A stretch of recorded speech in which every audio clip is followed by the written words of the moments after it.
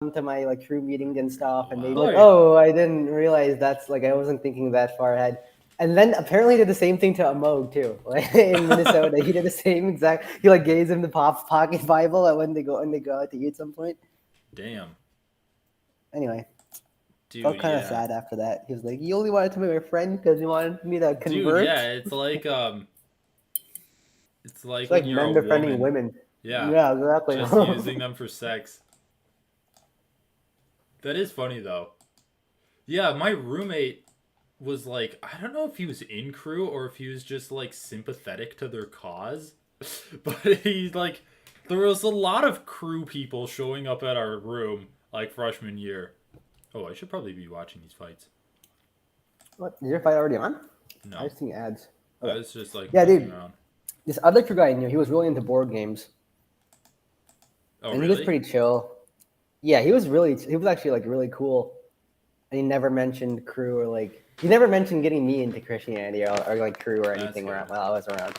I mean, there's got to be some people that are just like feeling the social pressure. They're not really He didn't actually. seem like he was definitely like he wasn't a guy who was just getting peer pressured into it, Oh, but I don't know. I guess he just didn't. some people like have actually have shame. Anyway, dude, who do you got? I got Michael Johnson. Dude, I same. can't believe he's a plus 195. I Did wanted to you bet on bet him. any money? No, I did all parlays, but which I I did feel want like to is bet on. stupid. Oh really? Yeah. Yeah, I wanted to bet on Michael Johnson. Yeah, I don't think I'm gonna bet anything else, but yeah, Jamie Malarkey got fucked up by Jalen Turner in his last fight.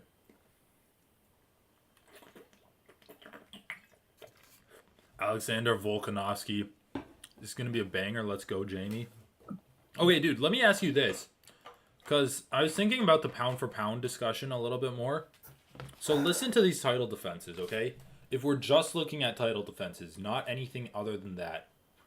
These are the defenses of the top three. I think like they're undeniably the top three pound for pound. Izzy, Volkanovski, and Usman.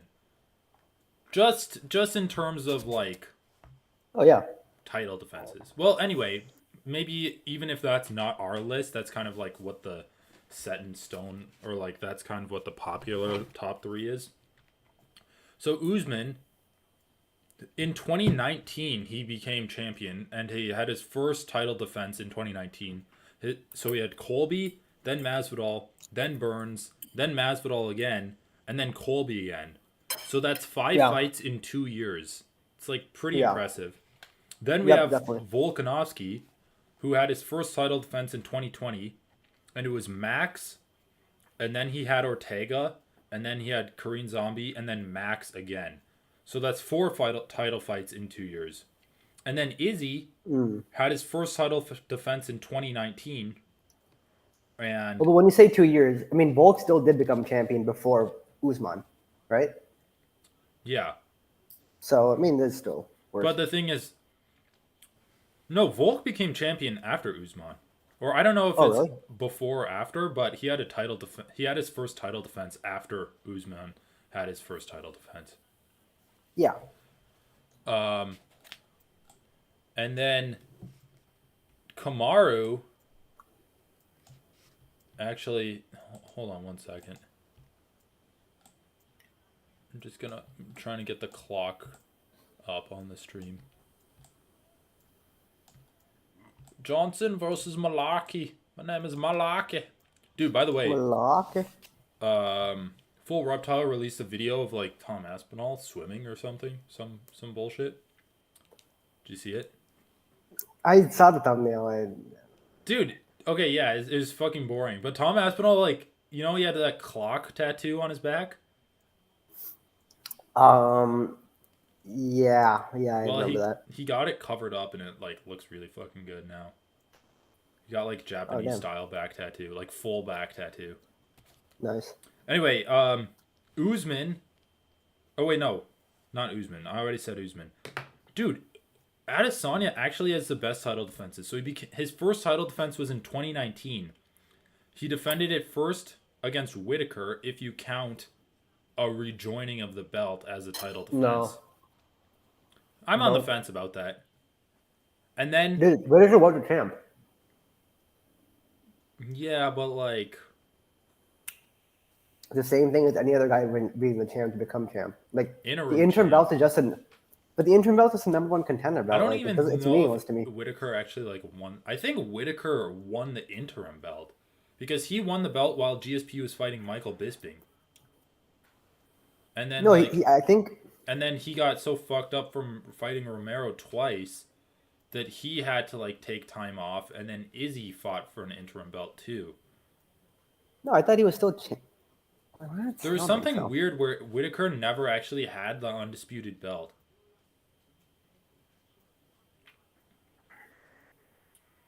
I mean, okay, wait a minute. Um. Either way, Oh it yeah. doesn't. So.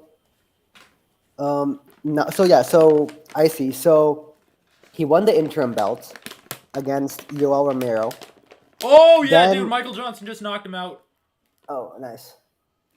Fuck. Why does Malarkey suck so much dick, dude? Michael Johnson was actually a good pick. I know, dude. I can't believe it was such a hefty underdog. It Well, was dude, crazy. okay, don't count But your then again, chickens before they he hatch. did lose to Clay Guida But badly. he So always is looking good until he loses. well, Clay Guida just fucked him up from start to finish, though. But Michael Johnson literally always looks good until he gets finished. What are you Doesn't doing? look like this choke is in. I know, just ground and pound him, dude.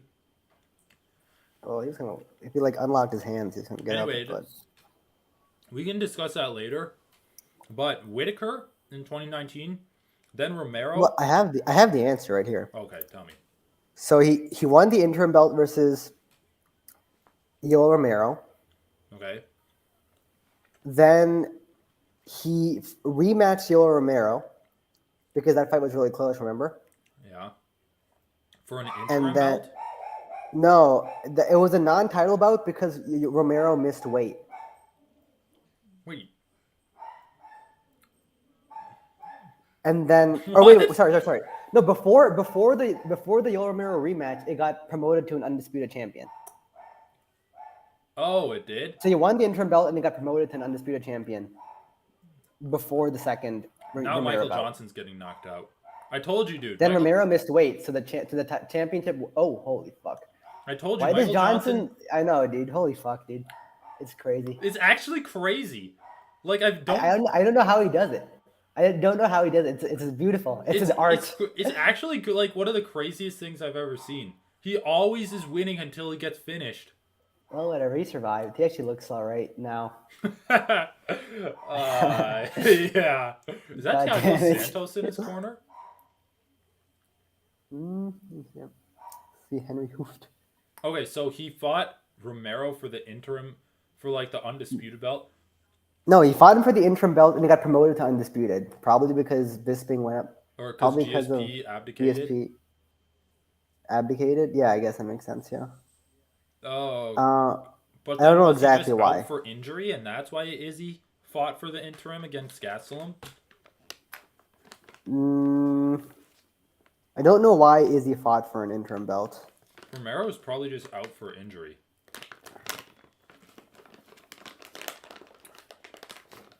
Dude, it kind of makes me feel, gives me a warm feeling inside when Henry Hoof is still saying, "Good job, Michael," from like all the way back in the Justin Gaethje fight. Also, what is Michael Johnson's back tattoo? Oh shit! That was a fucking sweet 1-2 combination Johnson landed on Malarkey. That was. I think Johnson has the crisper boxing, and both of them kind of have shitty chins. Huh. Okay, whatever. Whitaker, Romero, Costa, Vittori, Whitaker again, and then Cannonier. That's 6 fights in 3 years. As champ. I don't know, dude. I mean, but I'm not counting him beating Whitaker. Well, then it'd be like. I think it's stupid to count that. Well, then it'd be 5 fights fights in 2 years, which is like. It's the same for all of them. Just as good. Volkanovski, I guess, has the least amount of title defenses. I mean, Volkanovski just the most well-rounded. Yeah, he's the most well-rounded. Also, Izzy's in the weakest division. I mean, he did get 2 But he defenses did against beat the Whitaker. best people Or in the weakest division. yeah, but Whitaker's the only one I really care about here. Whitaker, Romero. Yeah, that's I know, true. but that fight was so fucking dumb. I mean, I do think. I honestly think Usman has the lowest level of competition in title defenses. I mean, In title defenses? Burns is No way, really because he good. has Colby X2, and Burns is better than. But dude, this is why I'm saying it. He has Burns, or he has Burns, but then he has Colby and Masvidal X2. Like he Yeah, I'm not counting Masvidal. Is this Colby X2 and Burns? I mean, Masvidal X2 is the same as like fucking Vittori and Paulo Costa. Like, Izzy's title defenses have been a joke. Like, Paulo Costa is the easiest title yeah, defense other than by the a Whitaker mile. Like, fight, he right? didn't do anything in that fight. He literally didn't do anything. He just Dude, stood there. Michael Johnson's getting fucked up. He just ate a head kick. Second head kick. Nice. Um, but this was kind of the point, or this is the reason I was bringing up this conversation again, because do you think if Usman beats Leon Edwards, do you think he takes the pound for pound number one? Because I think you have to like factor No. in resume with the skills, right? And I Yeah, you do. and I do solidly think that Volkanovski is number one in terms of skills. But dude, Usman's resume is gonna look really nice. Like it's gonna Dude, almost double Volk's title defense resume if he beats Edwards. I mean, what do you mean almost double? Because he's gonna have 6 title defenses, and like Chan Sung Jung. I Yeah, mean, Chansung Jung and Masvidal are like equal. And yeah, actually, that's but not even true. Masvidal's Masvidal's better. better than Yeah, Masvidal's better than Chansung Chan Jung. Sung Jung was never great, and he was washed pretty badly. Yeah, exactly. That's true. Yeah, I Like I mean, don't Leon know Edwards is that. really good. Leon Edwards is really, really good. Yeah, Leon Edwards is really good, and that'd be a ridiculous resume. No. But I guess it also depends on like how he beats him. Shit, man. Right. Like, if Usman finishes Leon Edwards, I think he's back to pound for pound number one. Was it, did the UFC ever make Volk pound for pound number one? I don't know. I Check. wonder. Because I ESPN did, wouldn't I be think, or surprised. someone else did. Like Typology or something. No, it was UFC didn't. UFC Did it kept change Usman it at at pound for pound. all? No. Or, well, like other things changed, but not Usman. Max Holloway went down too. And John Jones went down too. Did Max Holloway drop in the featherweight rankings? No. So he's still number one featherweight? Holy shit, Yeah. dude. Michael Johnson actually got a pretty sweet takedown. Did Oh, absolutely I just saw nothing it. with it, but He really, yeah, because he keeps trying to go for the front headlock, and then he's like, I can't, I need a punch, and then he lets go of the front headlock. yeah. Yeah, it's just like eating knees, too. But I love how Michael Johnson gets knocked out the same way in all of his fights. He gets like really stiff-legged and like starts falling around like he's on stilts. Yeah. Dude, you cannot see those like kicks and knees coming for some reason. It's because he's like rocked really badly. Yeah, fair enough.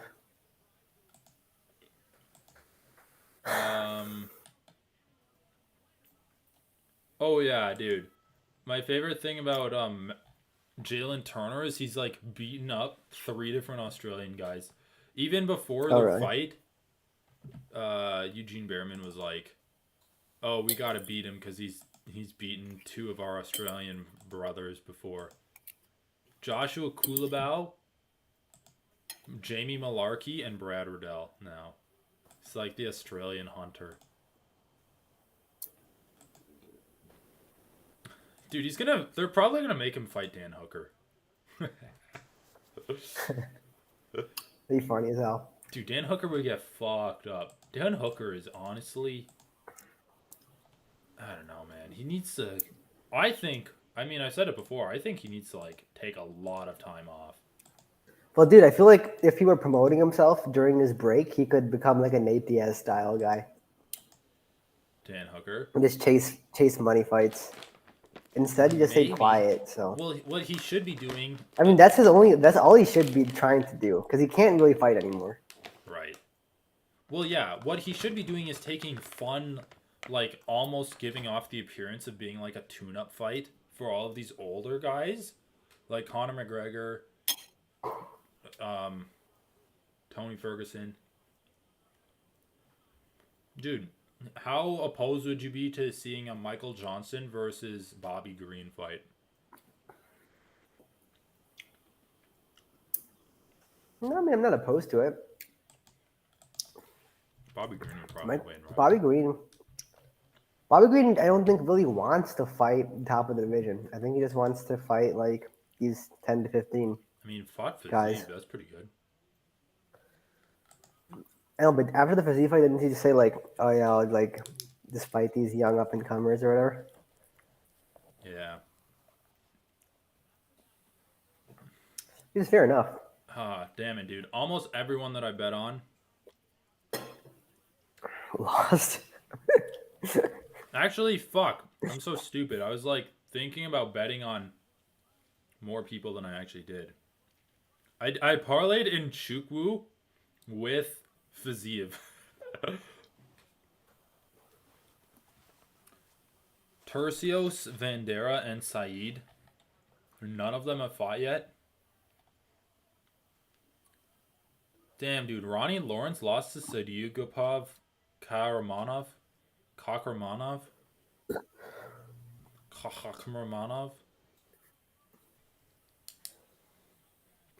Dude, god damn it. How many fucking times do we need to see a fighter like knock out his opponent and then try to go for a choke?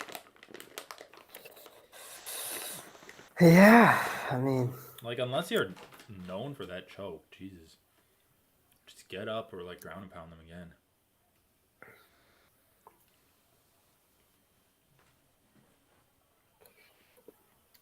Alright, what's left? Who do you got? Aman Zahavi versus Ricky Tercios. Ricky Tercios. Yeah, me too. He was funny. Just like a Tony 2.0. Dude, we got cracked Paulo Costa versus Armin Petrosian. Cow Baralho. That guy is like cracked Holocaust, Yeah, I you're know. right? Stevo Paulo Costa. Steve-O. Alright. This is annoying. I'm gonna hedge on RDA.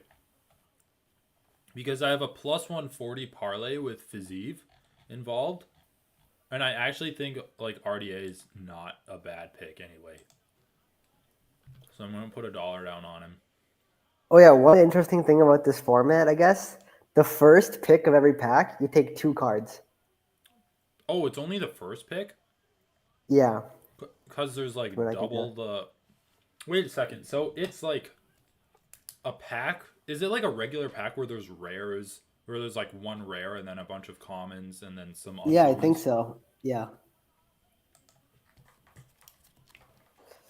Okay. RDA. It's pretty cool. 1 on RDA. 1 at plus 170. Dude, Michael Johnson might actually win this fight. I think he lost the first round, but you can make an argument that he won the... Or he lost the second round, but you can make an argument that he won the first and that he's winning this round. He's like almost doubled Malarkey's output.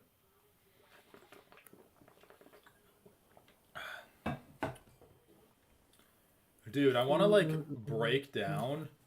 I want to listen to that fucking Jordan Peterson video that Kyle Kalinske did.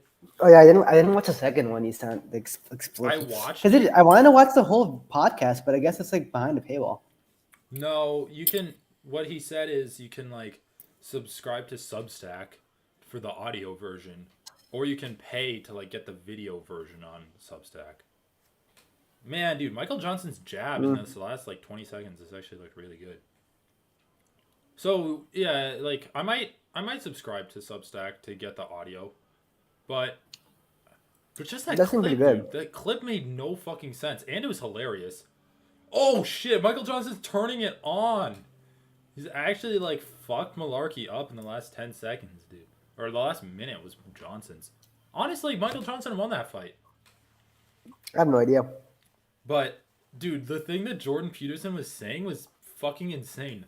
Like, first of all, he always does this. He makes a claim, and then when people like start making counterclaims, he makes like some absurd claim like, "Oh, it's a neo-Marxist, post-fascism, woke Yeah, yeah. mob," and then and then when Are you people a make a claim back, postmodern Marxist? where Kyle's like, "Well, I'm like part of the LGBTQ community," or is like, I got a response from someone in the LGBTQ community telling me how it feels to be trans," and he's like, "Well, what does that mean to feel? What does feeling trans mean?" So it's like when he makes a claim, he can just spit up like or regurgitate word salad to you. But then when anyone Yeah. makes a claim back where it's like, "This is how it feels to be trans," he's like, "I don't know what this word means. Like, what does feel mean?" Or he's like, he's like, I don't think that LGBTQ is a community. How can it be a community? It's like, I don't, it's like, you don't know what the word community means. Like, the trans movement is hurting the bisexual movement. They cannot coexist without violence. It's like, what the fuck are you talking about? It's just like saying some random shit. I was Anyway, watching another. He does it a lot because I was watching another video on rationality rules where some student, it's sort of clip of some student pressing Jordan Peterson on what he means when he says religious, yeah, right. and then he was like, he just went off on a rant, basically describing religion He's a as snake, just dude. anything you act. Acting out is religion because acting out depends on some like axiomatic beliefs that are your religion, basically. It's And then he literally was just a like, meaningless definition. we don't, then he was like, we don't know what these axiomatic beliefs are because we don't understand ourselves. He was just like, what do you know about yourself? What do you know about yourself?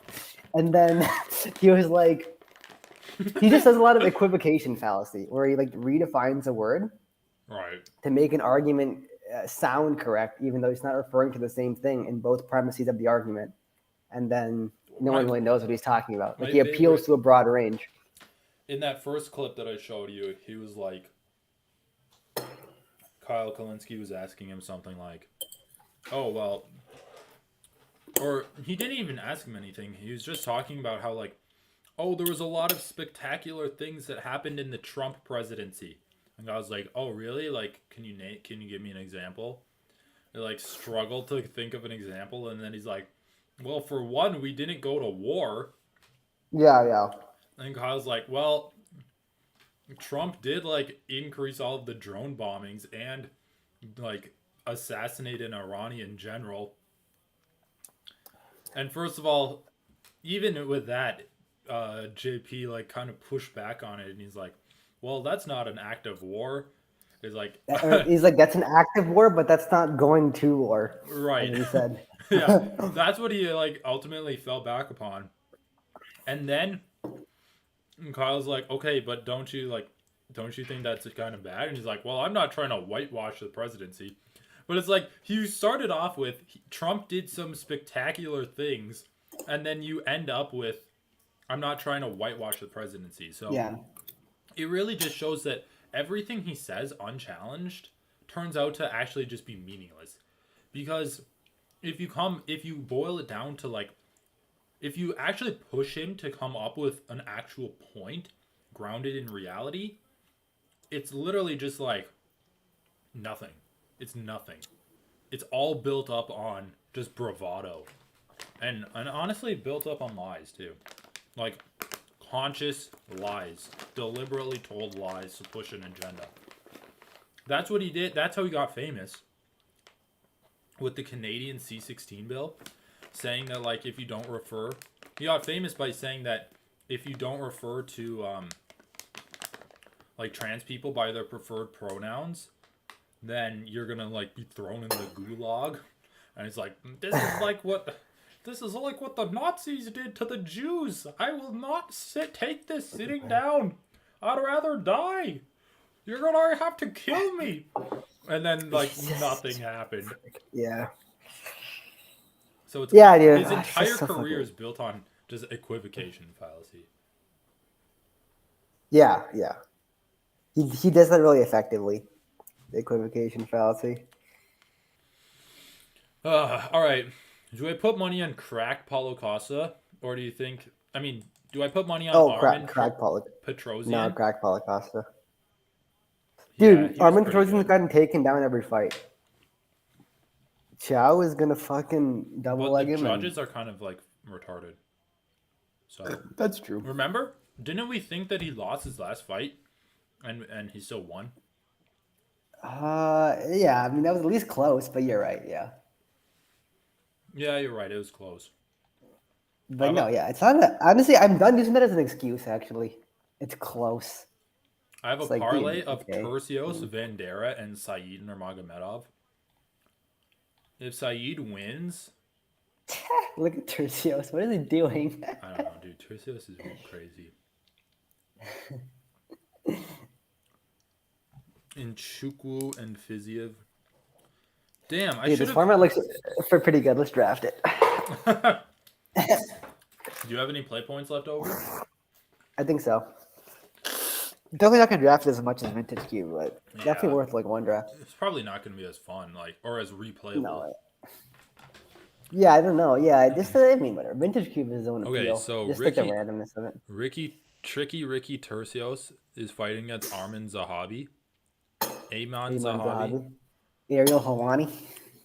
Dude, Andy's Canadian. Which He is looks so crazy. much like Ariel. It's funny. All right, Yeah. I'll put $1 down on a parlay between Baralho and Turcios. Oh man, Turcios just got. Damn, this guy's deck is not coming together this time though. He's drafting like Jund aggro, but so the thing is, there's a lot of multicolor lands, but they're all tapped in this format. Oh really? So you What can't are really they? draft Are they like the multicolor. triomes and stuff? No, so there's bounce lands. By the way, there's bounce lands and summer bloom in this format, which Wait, is what's amazing. Summer Bloom? You can play 3 additional lands this turn. 2 What? mana sorcery. You can play 3 additional lands this turn. Yeah. Oh shit, that's So actually with bounce lands, you sweet. just get to like 5 mana on turn 3, or like something even better, or yeah, 6 mana on turn 3. So, and then there's something called Cryptic Spire, where before the game you choose which 2 colors this land is going to be, and just a tap land for those 2 colors. Oh yeah, that's So it's just actually like a pretty super good. flexible duel. And I think you can change it between sideboarding too.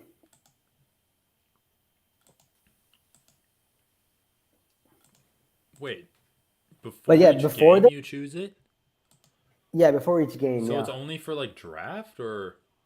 I don't know how it works in real life, like because in Magic Online you can change it between sideboard games. I'm pretty sure, but in real life, like if you because it says you physically circle the colors, like how does that work in real What? life? I don't know. That's so weird. Yeah, it is strange.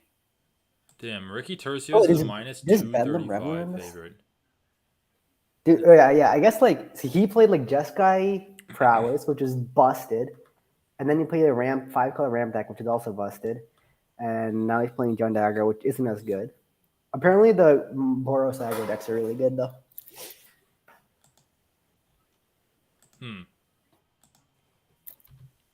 Dude, I kind of want to play aggro. We barely ever played aggro. We played like mono red, Yeah. almost burn.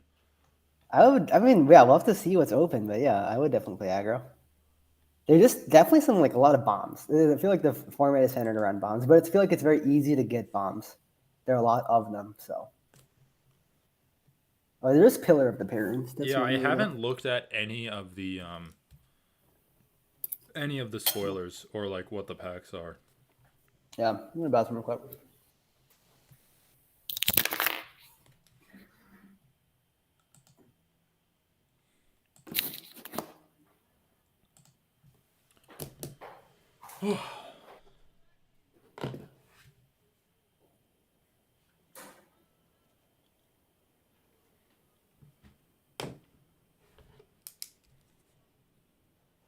Watson.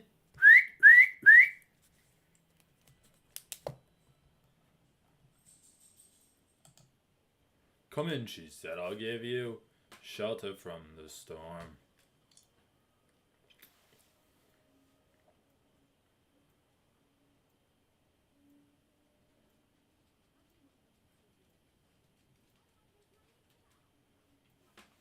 Come here. Who's a good puppy?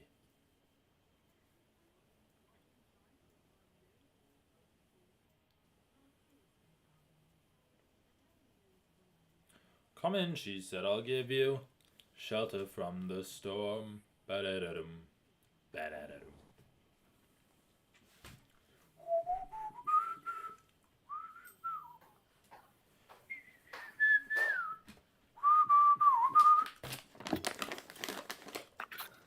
Oh my god, that little bastard kid.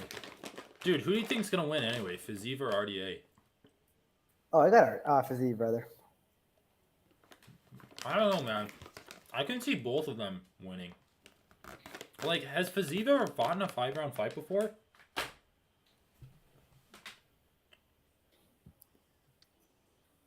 Like, him versus Riddell wasn't the main event, right?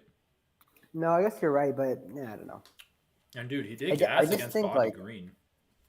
that was a pretty fast-paced fight, though. To be fair, I know, but like, RDA might not be as fast as Bobby Green, but like through wrestling, he could probably achieve the same thing.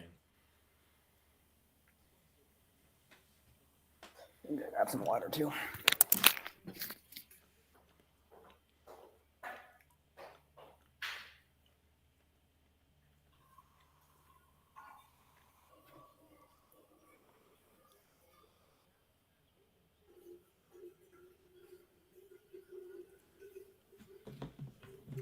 Tricky Ricky Tercios versus Ayman Zahabi.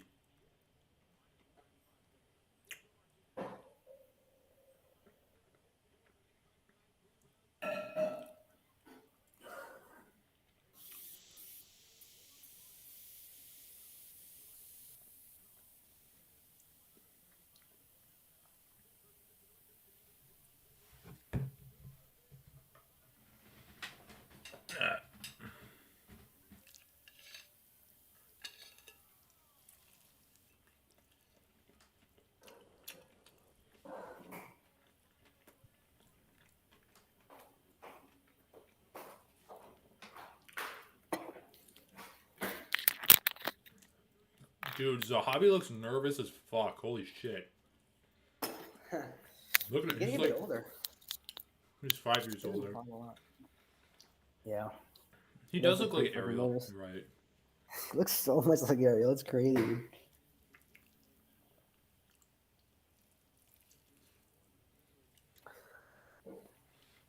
Dude, Ricky Tercios is going to be the new Tony Ferguson. He is, yeah. I mean, you got like Yuri Prohaska was kind of a shade of Tony Ferguson. Yeah. But But the physicality is just completely different between Prohaska and Tony. Dude, who is the guy? Because I keep getting this guy and then the guy who fought Terrence McKinney mixed up. Remember the guy who just got like taken down immediately and like wrestle fucked and then submitted within 1 round? oh, yeah, that guy is different. I mean, it's lightweight. Forget his name though. I know. I feel like he kind of looks like this guy. A little bit, yeah. Holy shit, why is He, he he was, being so skittish? Dude, by the way, new season of The Boys is out. Have you seen it? I'm on episode 3, dude. It's so fucking good. Dude, The okay. political commentary is amazing, The dude. political commentary is good. But what I will say is, by the end of the season and by the end of the show, I am getting a little bit tired of all of like the little Machiavellian plots that they do. They're like, oh, I'll release Oh, hold on, this hold on, if hold you on, do hold on, that. hold on, hold on, hold on, hold on, hold on. I swear to God, if you spoil anything, I will never No, forgive you. but they've Okay, done good. this Just so we're throughout the clear. entire show, right? Where they'll Yeah, I hold mean they're like building up. different Yeah. information over people, and they'll be like, "Is this the thing?"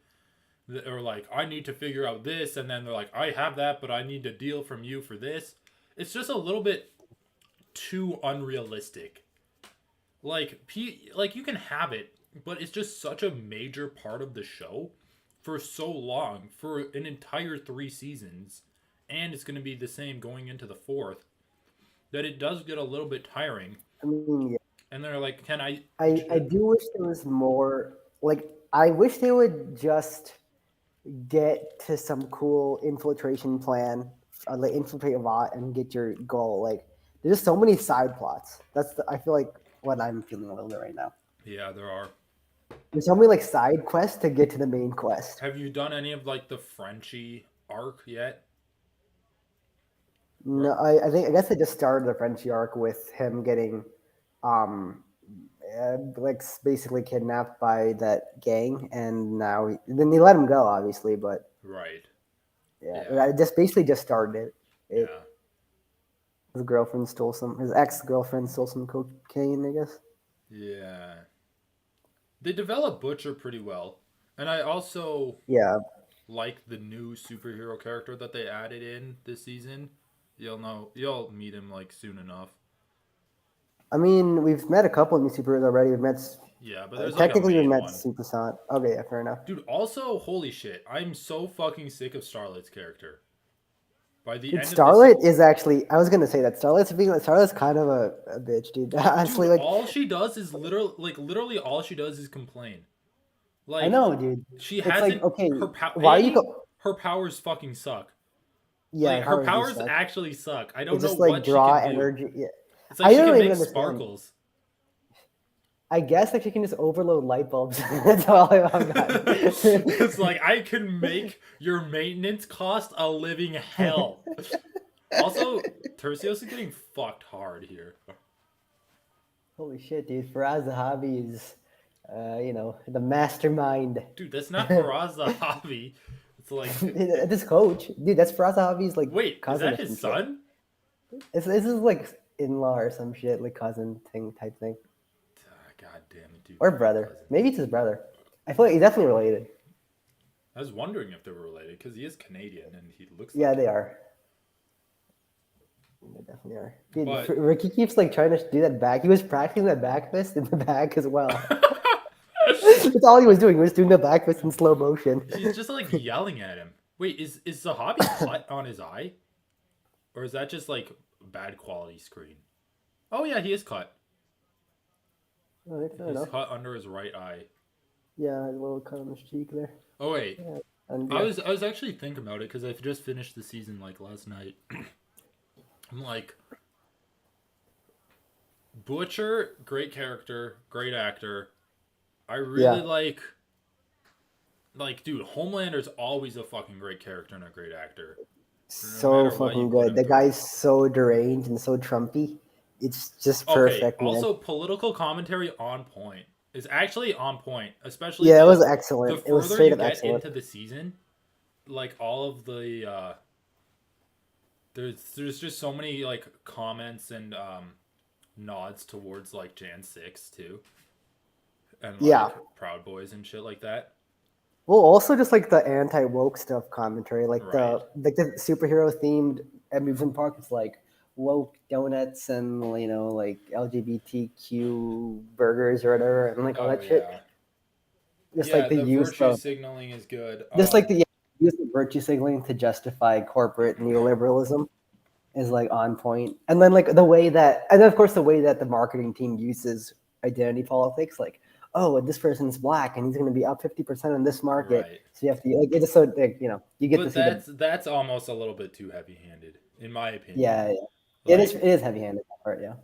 I like dude, the political commentaries for like the Jan 6 stuff and other stuff like that, I think was like really well done, especially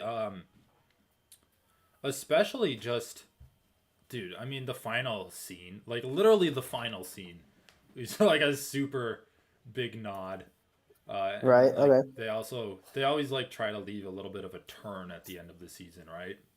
Well, you also get to see like the use of like the ineffectiveness of government regulation against Yeah, that's true. capitalism. You get to see like that aspect of our politics in the show as well. Like the way the Yeah, bureau is basically just justifying, like it's technically regulating, but it really just justifies right. It's what just bot like does. yeah, that's a good way of putting it. Um, I don't know, dude. Some of the character arcs this season were actually like really underwhelming in retrospect. Yeah. Like, have you seen anything with yet? No, he's just joined the team. That's really it. I mean, you Yeah, but see he's like his like been with obsessive his compulsive daughter, stuff. right? Yeah, you see a little bit of Like his he like kind of obsessive goes through his compulsive arc with his disorder daughter. type shit. Like the Yeah, arc with it MM definitely is showed kind of that. dumb. I don't know. I don't think it's like super well done. And then also Yeah. um Frenchie's arc I didn't really like either. Like Frenchie and Kimiko's. They have like this weird arc that's just annoying to get through. It's literally Yeah. that just them being like, should we be in this team because Butcher's mean to us? It's like for the entire season. And then at the end, nothing even gets resolved, and then they're like, we're in the team. I Dude, mean, my least favorite spoilers, they conversation don't so leave the far. team. Yeah, it's fine with that. The my least favorite conversation so far for me has been like Huey leaves the bureau basically and like goes to work with Butcher, and then Annie calls him and he's like, "Oh, Homelander's going crazy. He doesn't care about the video we have on him and stuff." And then Huey's like, "Oh, you can't leave. You have to stay there because we're like planning shit and we need an inside person basically." Right. And then she throws a fit. I know, Like, dude, dude. everything you're going through right Starlight's now is actually been nothing such a little compared to like bitch. It's like, what like, is trying another. to take down the goddamn company here, man. Well, dude, Let's like, relax. nothing Do your actually changed. Like, that was such a weird moment. It almost just felt like the right. writers wanted to add, like, tension that really naturally wasn't supposed to be there. Because she's been in that mindset for the entire time of, Yeah, like, I'm exactly. gonna I don't just really. stick it out.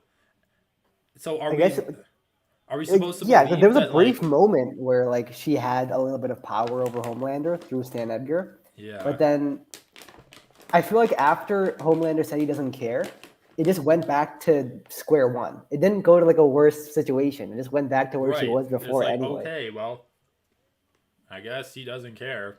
Still gotta try to, like, find a way to kill him or something. I know. This makes no sense. Right. Yeah, dude. I also like was not a huge fan of Huey's arc. There, Huey's arc was only good season one. I mean, after that, Huey's been kind of a dull character for me. yeah, I don't even think he got any better this season. I really like Butcher's arc. Butcher actually like developed a lot this season, Nice. and Yeah. Homelander is always developing as a character. I mean, I feel like I don't even know where he goes from here. I feel like he's gotten as extreme as he's gonna get, but I hope I'm surprised. I guess. He'll be surprised. It's just like a lot of the other characters didn't really do that much interesting things. I do love how the Deep. I love how they developed the Deep's character too. Like his arc was good, Oh yeah. but then So all of wait, the other superheroes were just kind of boring. yeah, I don't really know what's going on with the Deep's girlfriend right now. He seems He like got her through the interesting. cult church. Well, exactly, and she's all like fucked up. I mean, yeah, definitely, she's like because I just the last episode in episode three, there's that scene where she like where Homelander gives him Timothy in Yeah, his dude, that tank. scene was hilarious. And then his girlfriend's like, eat the fucking octopus. And then Homelander and Deep is like struggling to get it down. That was a I good love how scene. much of a bitch the Deep is. Also, Ricky Tercios is garbage. He looked so much better his last fight. Dude, he honestly I don't know didn't. what's going on. Dude, at least there's way more output. Yeah, it's because the other guy sucks too. The other guy who's fighting against sucked. The other guy just isn't walking into his I punches. can't He believe I just, bought into the hype too, because I knew that the guy that he was fighting against in his last fight sucked off the Contender series, and Ricky barely beat yeah. him. Well, wasn't that good either, though, right? Didn't Eamon lose his last fight? Yeah, I think so. To be honest, I don't even Pretty know. sure. I'm pretty sure he lost his last fight. I just bought into the odds makers hype. I mean, he does have a really good strategy this fight. I will say, like he's just not moving forward. Like Ricky needs you to move forward so he can spam. Yeah. But like Eamon just moving backwards and like he's not giving Ricky the ability to make the fight he wants to have.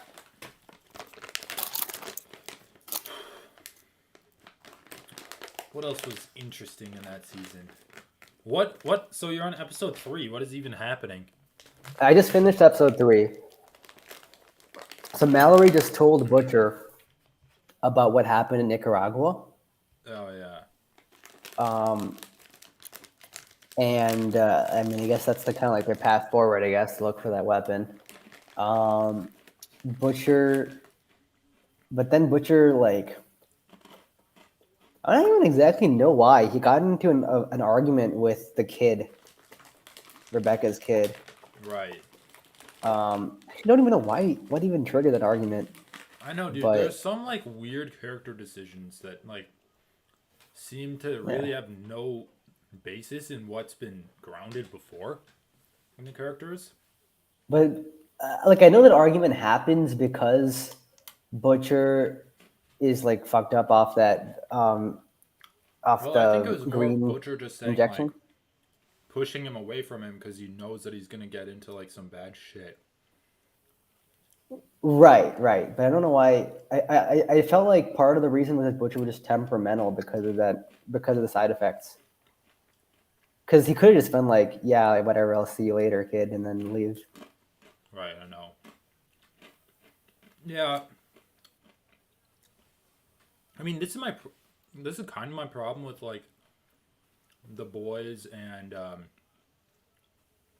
also The Sopranos, which is like a great show, but it is guilty of this as well. It just brings in new things for the characters to deal with that have not been set up in the show's universe before.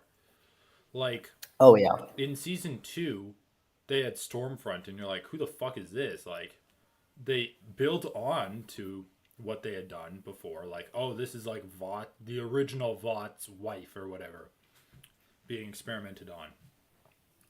But they never planted the seed of Stormfront. Like in the beginning of that season, they're like, "Oh, Stormfront." They had like old timey newspapers, so it's like supposed to be in universe, like a yeah, it's precedented true. Like the thing. universe knows about her, but But yeah, then like we never heard of her. we never were like told about her before. So as an audience, you don't get that payoff of like, "Oh, Stormfront was like hinted at before, and now they're finally Right, bringing her that's in," true. and it just kind of takes you out of like the suspension of disbelief that you have to be in for like the TV show universe. And The Yeah, yeah, Sopranos kept I doing the agree with same that. thing too, where every season they would bring in a new character that's like, oh, he just got released from prison, or he's like came in from like the South or whatever, and there was just none of that payoff. It's like, oh, this was your dad's like old uncle or something. It's like, okay, but you never told me about that before. Right, right. I see what you're saying. Which is why the greatest show ever, in my opinion, is The Wire. Everything's man. I gotta actually watch The Wire. I got kind of bored of it in like the first couple episodes. It's a steep learning curve, dude. It's also like a lot's going on. Like you have to pay a lot of No, attention. yeah, they throw you I in was the like, deep end. I was like, oh fuck, I You forgot who can't this just is. Like, what's casually going on watch here? it. Yeah, Literally, like, everything builds off of each other in The Wire. And just the way it's set up, it's like, yeah, just everything, yeah. like, builds. Damn, I guess the hobby's kind of wrecking this guy. Because The Wire is all about just, like, how a city functions. And how interconnected every single thing is. Like, that's literally the point of The Wire. And in my opinion, the interconnectivity and like realism of a piece of media is what makes that like a good piece of media.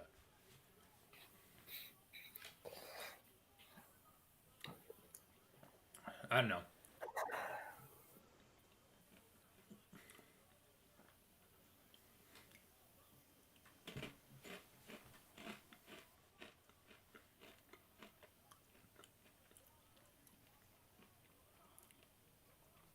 kind of interested to see like how different the show is from the comics too, in the boys. Oh yeah, guys. I forgot the base of the comics. Actually seems pretty good to read.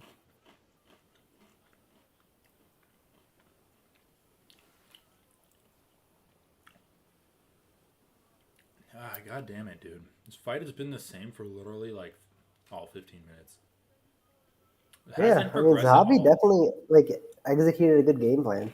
Oh, at least the burden's on Tercios to change Sahabi things hasn't up. done anything other than leg kick Turcios, which is like winning him the fight. Yeah, I mean the burden's on Tercios though to change things. Exactly. I You mean, just know it's a hats off bad to fight Zahabi.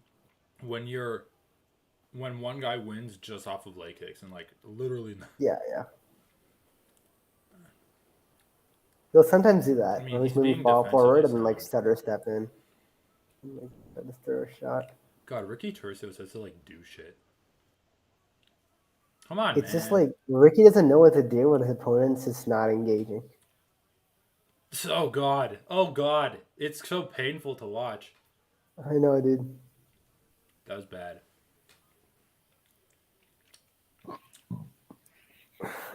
Him just hitting air on those kicks repeatedly was so sad. Just like spinning all over. And like double Yeah, it's jabbing, Brazilian right there. triple jabbing into nothing. I don't think I can eat more. I made some like stew with some of this lentil pasta for extra protein. Oh yeah. And it's pretty good, but I'm kind of dry. Yeah. All right. I know, I feel what you mean. I tried making like an Alfredo sauce and it just failed miserably. Dude, first that's so easy. How do you make Cream, it? butter, and Yeah, but I I didn't have literally any just use cream. cream. Yeah, you need heavy cream. Heavy cream, butter, and Parmesan cheese. Yeah, It's all easy as I hell. did like milk and Gouda. It's so bad. Yeah, that's horrible. And you need like the not the powdered Parmesan cheese, like the Oh yeah, flake one. like the block. No, like you can get it like in kind of. I guess the block would work too. Or Well, the I guess the slices block or would. whatever. These ones that like come in like flakes, like a box of flakes. Yeah, those would work too. But it just melts into the sauce. Who the hell is Ian Parker? I don't know. Dude, Brett Okamoto's so shitty too. Literally the worst interview He's just I've so ever boring. seen. He doesn't even ask interesting questions. Nor does he ask them in an interesting way. Yeah. Yeah, I He was know. just like such a worse version of Ariel Helwani.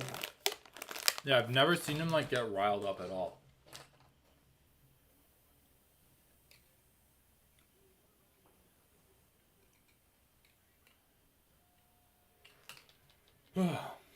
Watson, what are you doing, buddy? Wow. Yeah, dude, they're definitely related, Faraz and Eamon. Dude, they have to be. I mean, they're just literally together, same They last look the name, look exact alike. same and they have the same last name. Yeah. 9-2, back-to-back wins. I love how they throw that stat up there. It's like, great job. I guess it's better than like a one-fight win streak. Dude, he even sounds like Ariel Helwani a little bit. This guy's just Ariel Helwani's think like he's long from lost son or Montreal. some shit. Maybe it's Ariel Zahabi. He just never. He changed his name.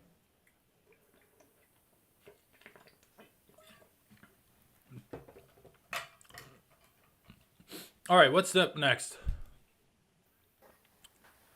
What is up next? Baralho. Oh, Nice. Vandera. It's Chow. Oh no. What? Oh, it's this fight. I'm gonna fucking skip this fight. Fuck this fight, honestly. Watson, just Jared be Vandera quiet. is so bad. Be quiet, Watson. No, dude, this fight's gonna be great.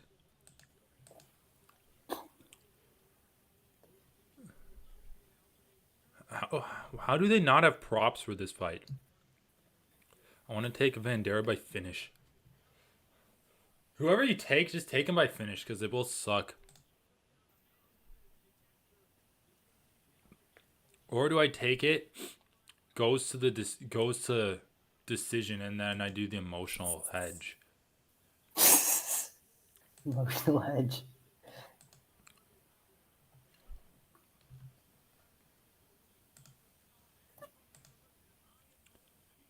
Oh my god, dude! I just want Pena to lose so I can stop listening to her.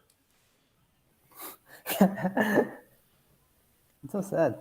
Dude, she's annoying. Okay, tell me she's Yeah, she not. is. No, she is.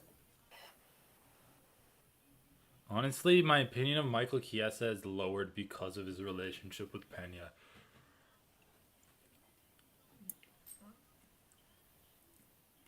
Nah, but I'm sure she's fine.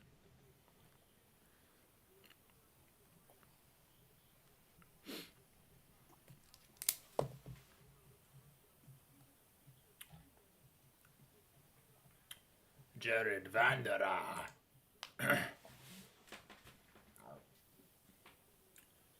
Douglas Silva de Andrade.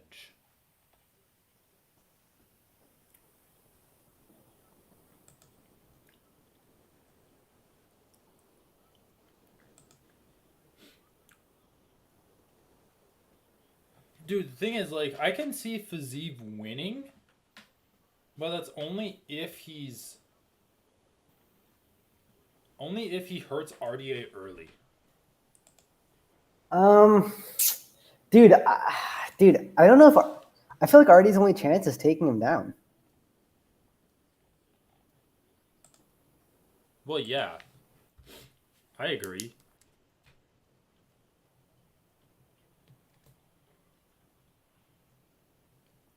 But do you also agree, like, if Fiziev doesn't hurt RDA early, it's going to be kind of rough for him? Like, if RDA doesn't even need to take him down for per se, he can, like, grind him up against the cage. I think that'd be very effective, too. Yeah, he might do clinch control. I really feel like it depends on Fiziev's grappling and his cardio. God, what are the? Yeah, dude, I don't know. It is a close fight. Now that like, I feel I went in thinking like, yeah, he's easily got this, but Well, RDA kind of got hit a lot against Moicano. But the thing is, Fiziev's good. He's definitely good. I just feel like he's only great when his opponents make mistakes. And the thing is, I don't know if RDA is going to make that many mistakes to give him opportunities. Like, he, like, fucked up Moicano, and then he got Brad Riddell, or he just timed Brad Riddell really well, but still. yeah.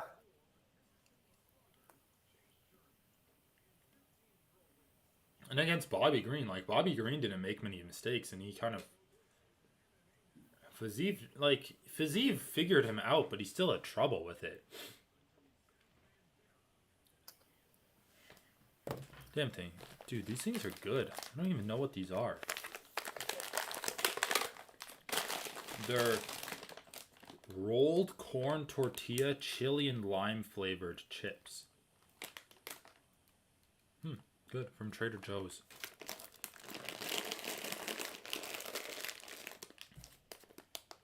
Dude, this is how, like, PC the people at that gay party were. The guy who said that his dad was the mayor, he's like, I'm from a north. They're like, where are you from? He's like, I'm from, like, a suburb of Minneapolis. Oh, yeah? Where? A northwest suburb? Oh, which one? Because I'm from one too. But he's like, well, I'll just say it's Raccoon Rapids. He didn't want to say Coon Rapids. This is like, I don't know why they needed to name it that word. And they're like, oh, what high school did you go to? He's like, don't make me say it. I'll just say ours is like CRHS. I'm like, oh, what? Is that even what they were meaning when they said Coon Rapids? Like, is that where that comes from? It's like a country bumpkin version of saying raccoon. Well, then, I knew, but isn't it also like a racial slur? Like that's what he would have an issue with, right? I think it's but I think it's because, like, well, yeah, but I'm pretty sure that's just a southern thing where they would, like, chase black people with dogs and, like, tree them like a raccoon. I think that's where it comes from. But dude, also it's just like, I don't know. It's just funny. like didn't want to say the word coon. I'm like, okay, yeah, it does have bad connotations, but you also are not saying it in like a racist context. You're literally just saying it to describe Yeah, I where know. you're from. No, I know. It is obviously stupid. Oh my god, are you seeing this Chris Pratt commercial? Like, Yeah. so fucking sick of Chris Pratt. Just retire already, bro. You're like, we're fat and funny, and then you became like serious and fit for like guard or like first he was fat and funny, and then he was like fit and funny in like Guardians of the Galaxy. Now he's like serious and fit. And what are those? What are these? Well, he was in Jurassic Park, but then Oh yeah, what are like the action movies that he's in? Wasn't he in some dude. kind In of action Guardians of the movie Galaxy. I series? mean, obviously, like the Marvel movies. Then No, he but was in Jurassic Park, and then was was he he in in some like action movies besides that? Reacher or Ranger or something? I don't know. I definitely don't remember any like action movie besides that. He wasn't even that good He in was in fucking like the Guardians of the Tomorrow Galaxy, in my War. opinion. Guardians of the Galaxy. Oh fuck, he wasn't that one. I I didn't know. watch that one. I saw the trailers though. But who watched that movie? I didn't. No, dude. Yeah, it's like some Exactly. Amazon, like straight to Amazon Prime bullshit. Yeah. Oh, dude, you just gotta just stop. How much is enough? That's what I've been thinking lately. I'm like, if I ever get rich, like I know people get rich because I was listening to something on like insulin and why insulin is so expensive. And dude, the arguments for not nationalizing insulin production, or no, they were talking about putting a price cap on insulin production. This is Yeah. this is what the argument was. Like there were people arguing for and against it. The person arguing against it was like, if we put a price cap on insulin sales, then the companies are gonna not be able to make as much money, and so then they're gonna be disincentivized to invest in R&D, and then like there's gonna be less like new versions of insulin, and since there's less new versions of insulin, then companies are going to be like sticking with the old version of insulin, and that's going to shut out startup companies because startup companies sell the old version of insulin that's like not intellectually protected or whatever. It's like, okay, but but there's no what fucking startup companies are selling insulin anyway. I don't think there's like a significant startup company that's selling. It's like just like out of your garage. I'm competing against the giant pharmaceutical companies that are just producing it.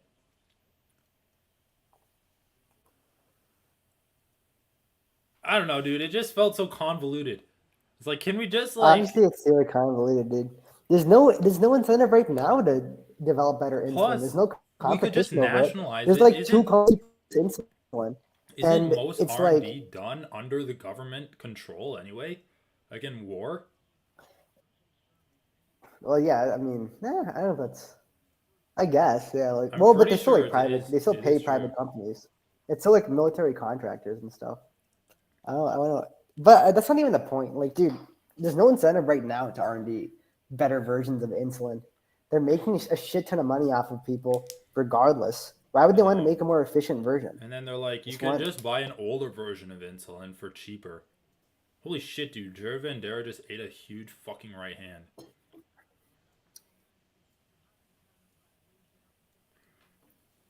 Oh shit, and he just gave one back. Dude, Jared Vandera is what? one of the worst tattoos ever. And it's not even like glaringly bad, it just looks like it's written in Sharpie. That like star in a circle behind his right ear. Each big man, Dude, I feel like I saw big man. Jared Vandera fit in a dream. Like, like had abs in a dream. It's like, you can do it, Jesus buddy. Christ, dude. Dude, he looks like his skin is so pink. It's like he just molted out of a slightly smaller version of himself because it was too small. I love how this is just like the fight of the shitty heavyweights. Like, this is like the number one contender fight for the worst heavyweights in the UFC. But man, they came to play. They came to play. Holy shit, just punch him. Do it, motherfucker. Do it. Do it. God damn it, dude. Oh my god. Why do they. Okay. This Jesus is Christ. like How did pissing me Vandera off. miss that hook? It was so close. I don't know. It was like Dude, right there. he's literally just like reaching out his left hand and finding the mark.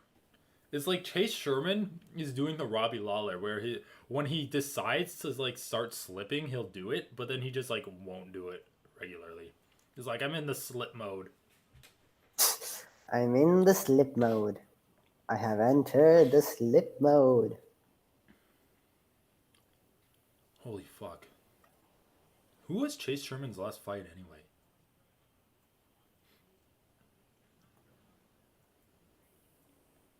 Some like huge guy. Who cares? He's fought the who's who of the bad heavyweights. God damn it, dude. At least go for some sloppy takedowns. Fuck, they're gonna be too tired to grapple in the second and third round. Jesus Christ.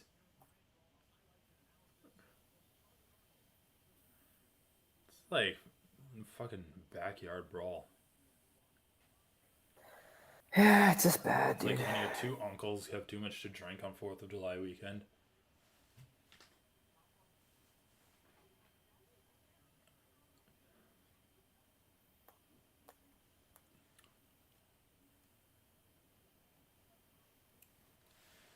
Poor Vandera. My little Vandera in, boy. My little Vandera.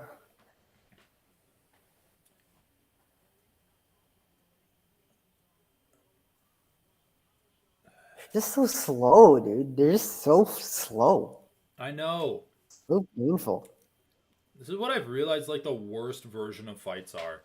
Where like both guys are just like unwilling to do shit.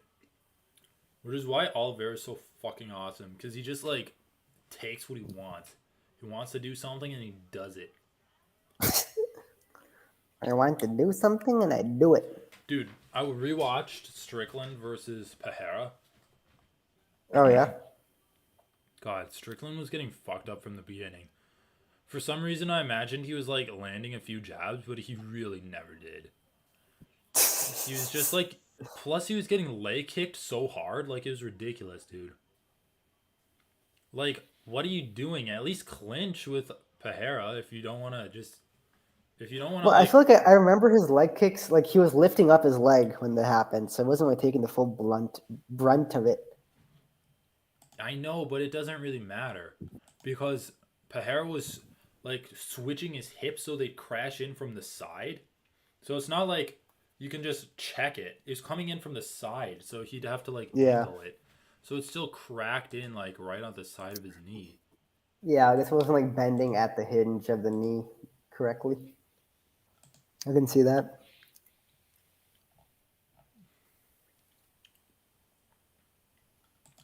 Yeah. There you go. Look at that. Don't smush your feet. So random.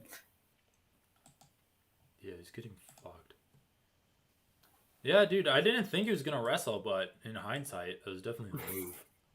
I just hate how slow it just feels like they're walking through jello, especially when you come after watching a bantamweight fight. Dude, especially Chase Sherman, like he's so not even painful. that fat. Like I would watch Chase Sherman throw a jab like way too close, and Vandera would throw a hook, and like his hook would be so slow, and Chase Sherman would like get out of the way, and this is like, how do you not counter him there? It's so easy. Easier said than done, obviously, Dude, but still. I'm slow as fuck when I punch the bag. I'm actually so I horribly slow. But also that's after I've been like doing jujitsu, so I have an excuse. Yeah. Come, oh my god. Ah, they're Like I literally. don't. I just feel like they're standing so close to each other. I Like what know, is going dude. on? I Like know. like like you stand close to jam a kick. They're like Yeah. jamming each other's jabs. That's how close they're standing. But they're still just like landing the jab. Like they're just trading jabs. Dude, the thing is, this fight isn't even so bad it's good. Like, it's just bad. No, it just bad. It hasn't quite gotten to that level. Like, because they're like pretending to have some semblance of a fight. Like, they're going through the motions. It's just the worst version of every motion. It's like, I'm gonna jab you. I'm gonna like counter you with a left hook. But it's just, oh, god damn it, dude.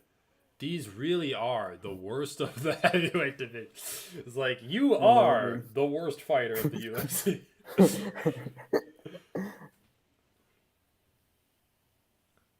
Holy fuck, dude. Banderas just jabbed him like 6 times. Oh my god. Okay, holy dude, this fight is so bad.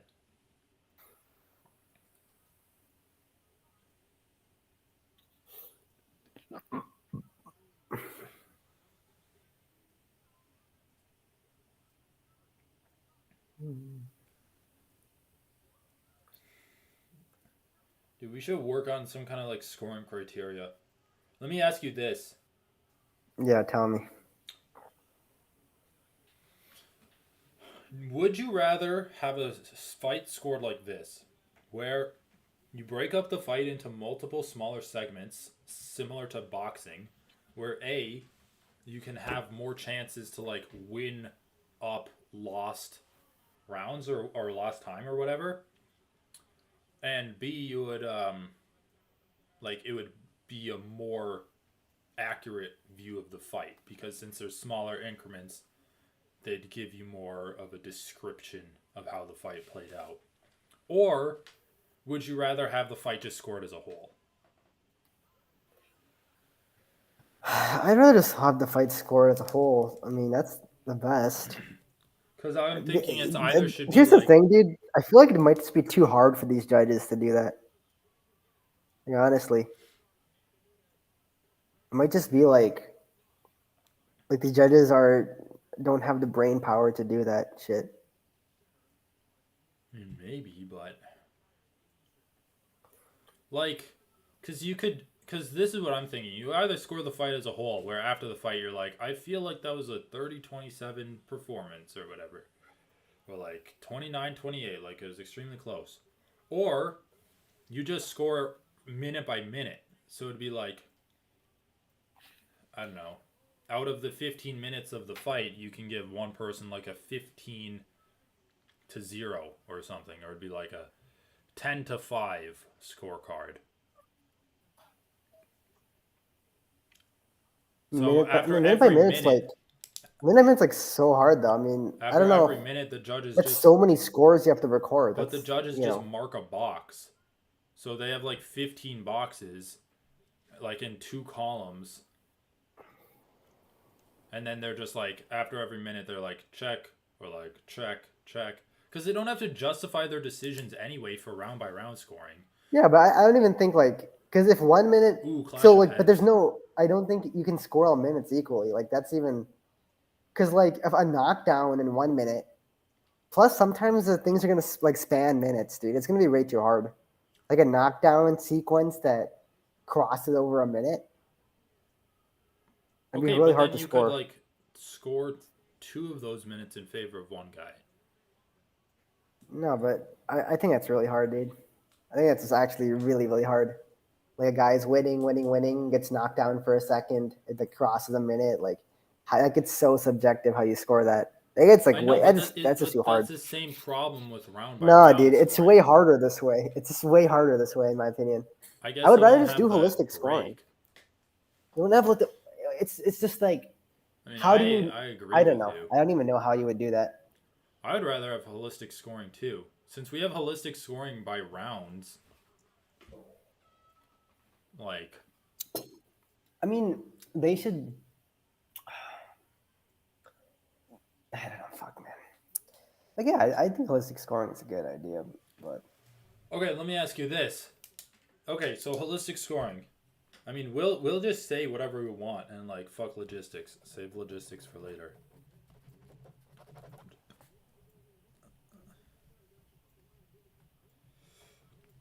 If we have holistic scoring or whatever, would you give a graded scale of value to later on in the fight? Like, is there any value or is there any warranty to valuing the later parts of a fight more than the earlier parts of the fight in an attempt to almost say, like, if this fight continued, who would have won? Or should we just stick to you have 15 minutes to work, show us if you are better or not? If you did better work for like the majority of the 15 minutes, then you get to win. Because we're only looking at what you're presenting within this specified time limit. Like what do you I think both are valid. It's just like they're two different mentalities.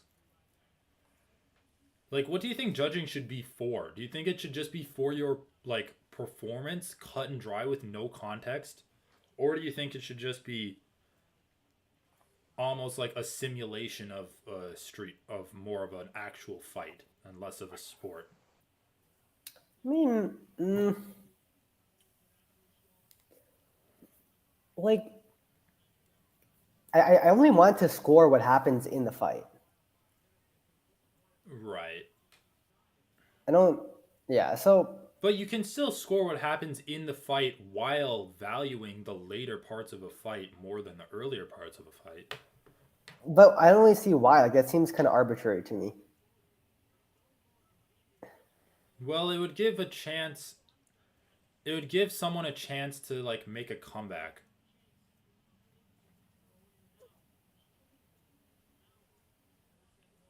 To make a comeback, but but why shouldn't the guy? But I feel like you're just devaluing the credit that a guy gets for doing a lot of good work in the beginning of the fight. Like comeback shouldn't just be. You can make a comeback by outperforming the guy, but you shouldn't get a comeback by getting your points weighed more for no reason. Yeah, I guess that's a good I point. don't really see why. Yeah, I don't really And see why it needs to be inherent to give a guy a comeback. it might also Also, like just I think it's a sport that builds on early advantage. That's just the nature of the sport, in my opinion. hmm? What?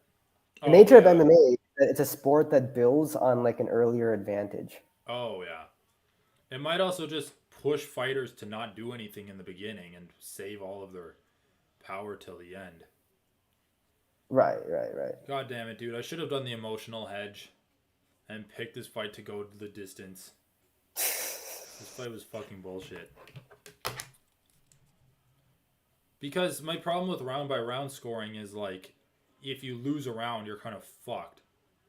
But if you do it holistically, like if you lose a round or whatever, who cares? Like it's still just valued as like a third of the fight rather than an entire round. Because like you could have like 50% of your score be in the last 10 minutes because that's where you do like most of your work or like in the last 2 minutes or whatever. I don't even know what happened. All right, whatever. Just stop the fight. What did happen? Vendera was landing more punches. Was it? Oh, no. Well, they just put up the striking stats. Wow, that was a truly bad fight. But at Oh least yeah. they saved us from the last 2 minutes.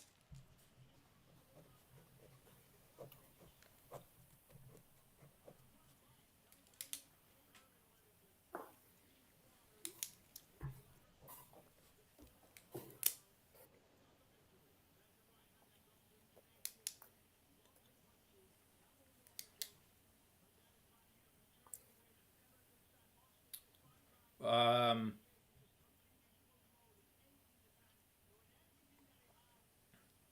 all right, so what would be your main scoring criteria for a UFC fight? Um, just damage. Okay, fair enough. But then how would you score grappling? If you do damage to your grappling, Like, okay, but like what? Just like ground proximity and to pound, finish still? But what still about proximity to finish. submission Yeah. attempts? You don't think grappling should have any effect at all other than submission attempts and damage? Um, I mean, submission attempts come after damage in the hierarchy. I've thought about this a bit, and I think a really close sub attempt that where you don't get it is still outweighed by like damage. I know, it's interesting. I don't even know how they score grappling in actual grappling tournaments. It's just like You positional. get points for positions. Yeah, it's just positions. I don't even think you get any points for submission attempts. Unless it's like a tie and then they go to submission attempts for like a tiebreaker. Um, yeah, true. You get points for passing guard, knee on belly, mount, and back. Submission attempts, I think, are just their own reward. Like if you submit someone, you win, but you don't get points for this attempt of submission Well, I don't know if unless it's like a. submission attempts should be their own reward. Because Well, I how. mean, okay, no. I'm saying in grappling tournaments, Oh, you in don't get points grappling. for that. Yeah. You get like five. Yeah. But in MMA, I think submission attempts should be worth a good amount. Definitely not as much as like hard ground and pound, but I guess I'd say okay, fine. I guess I'll just say the ultimate criteria is still proximity to finish. Like a good sub attempt should still beat like 10 pitter patter leg kicks. right. Like that's kind of what I'm thinking, especially into the grappling when you got like guys like clapping the one person's ears or like slapping them in the back or whatever. Yeah. It's kind of just bad. Um, Sub attempts, and then how would you even score like takedowns, reversals, and shit? Just let it be their own reward. Yeah. Takedowns reversals are definitely their own reward. But I guess Why would you get points for that? in the back of your mind, like maybe have control for maybe like Well, control's like the ultimate grade tiebreaker. control. Like in the hierarchy, it's like damage, sub attempts. I mean, yeah, you understand. Like the sub attempts can still outweigh damage, but the Right. damage has to be the damage is still weighed more heavily. Hierarchy, so damage, sub attempts, then control, then cage control.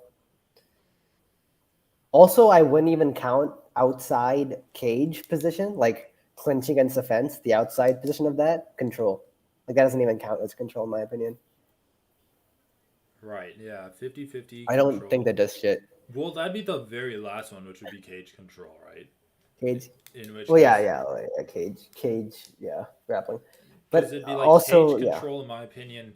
Like, like if you're on the outside of a clinch situation up against the cage, in my opinion, that's the same as pressuring forward, right? yeah, basically, Like yeah. I pressuring guess it's the forward on same the as in this the cage stand up. control. Yeah, yeah. I guess that makes sense. You control all the cage behind you. So he scored damage above all, sub attempts, positional control, and then cage control. But that'd be like the last thing. So really, damage and sub attempts are like pretty close together, but they are like sub attempts are scored slightly lower. Like if someone had a knockdown versus a close guillotine, you'd value the knockdown more than the guillotine. Oh, Leandro's on. Hey, Leandro, Oh what'd you yeah, think of that sloppy heavyweight fight? Dude, Song Yadong versus Corey Sandhagen. it's a good fight. Dude, this guy Saeed Nurmagomedov is so fucking good. The way he just Yeah, he is. destroyed Cody Stamen. Man, He Andrade is really messed good. up. He is definitely good. Oh yeah, we didn't announce it on Discord. We should have. I didn't realize you were streaming. Actually, Oh, kind of forgot about that. Yeah, dude, we're kind of torn between RDA and Fiziev too. I think it's gonna be a good fight.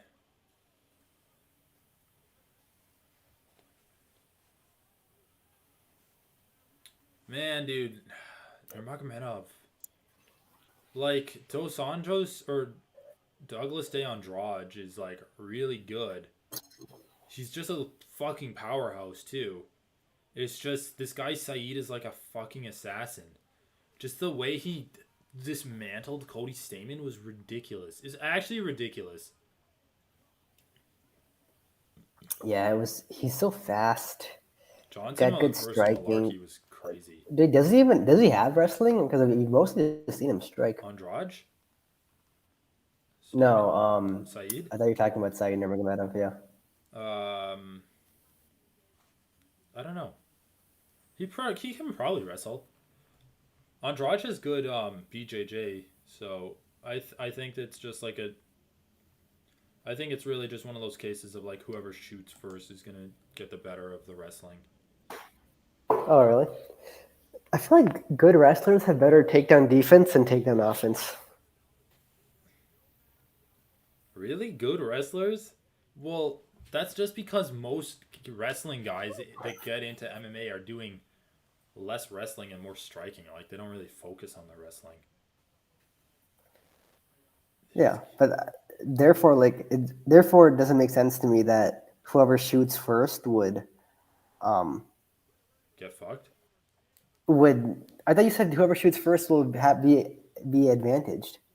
Yeah, but I thought what you just Yeah, that said doesn't make is good wrestlers have better strike wrestling defense than wrestling Yeah, offense. So wouldn't that yes, mean like and therefore, whoever shoots first is disadvantaged, but okay, yeah. But in this right? case, Yeah. Andrade has good BJJ. I don't think he has good wrestling.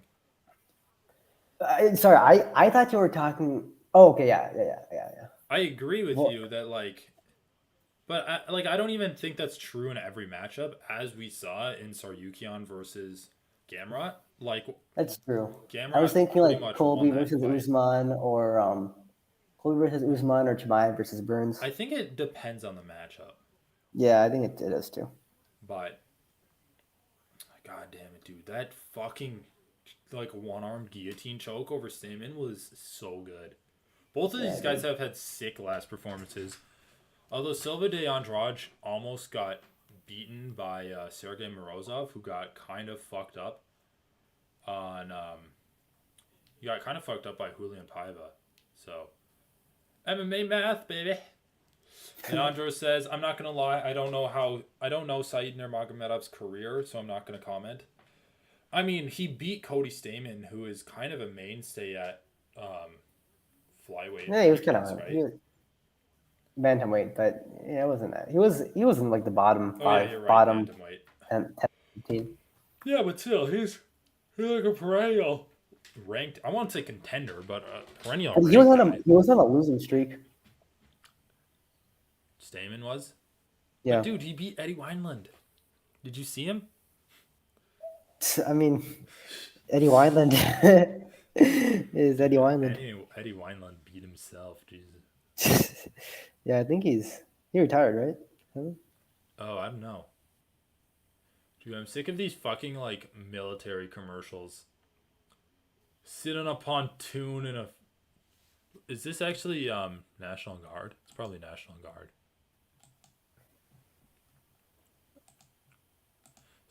Sit on a pontoon That was holding a some rifle. reference to the Vietnam War, dude. Probably Yeah. is a reference, but telling you to enlist. Dude, honestly, if they do a draft, I'm not fucking going. You can throw me in prison. I don't care. Dude, I think I can sign up for some exemption because of my religion. Dude, There's a what? pacifist exemption, yeah. Dude, Switch to Jainism. apparently, Dude, you can too, I'm pretty sure. Because my friend Tom, he said he signed up for an exemption because he's Irish Catholic and they're like pacifists. No, he's what kind of Quaker. He's fucking bullshit is that? what one side of his family is Quaker, and the Quakerism like promotes pacifism. I gotta do the same thing. Dude, holy shit, religion is so fucking stupid. Did you Also, dude, if hear? I got drafted, I would be put into communications. Like I would be made a computer Oh programmer. yeah, that's So true. I mean, I still wouldn't like the job, but better than fucking hauling your ass out there. Yeah, better than on the front line. Yeah. But also, like, you might not know where you get drafted to. Yeah, you might. Yeah. I mean, I guess like now I'm not They really just like need a fully bunch of meat completely out. shields. Okay, but dude, did you hear like, fuck? There was a case What? in Maine where Maine is like, the Maine, the government in Maine is supporting. It's like financing these private schools because they don't have the infrastructure for all of their rural towns to have like public schools for them. So they're like basically giving money to all of these private schools, but they're Oh, saying like I think I heard about this. you can't like have religious doctrine being pushed in Yeah, exactly. and then they're like basically this didn't the schools just take it to the Supreme Court? Yeah, the So Supreme Court said against freedom of religion, and then they said, okay, fine. But then they just made a new rule that said you states can't can't. discriminate against LGBT or whatever. No, I'm pretty sure the Supreme Court said that like states cannot enforce a secular um like a secular school doctrine. I know, but then in response, the legislator passed a new law that says, okay, fine, we can we'll give money to religious schools.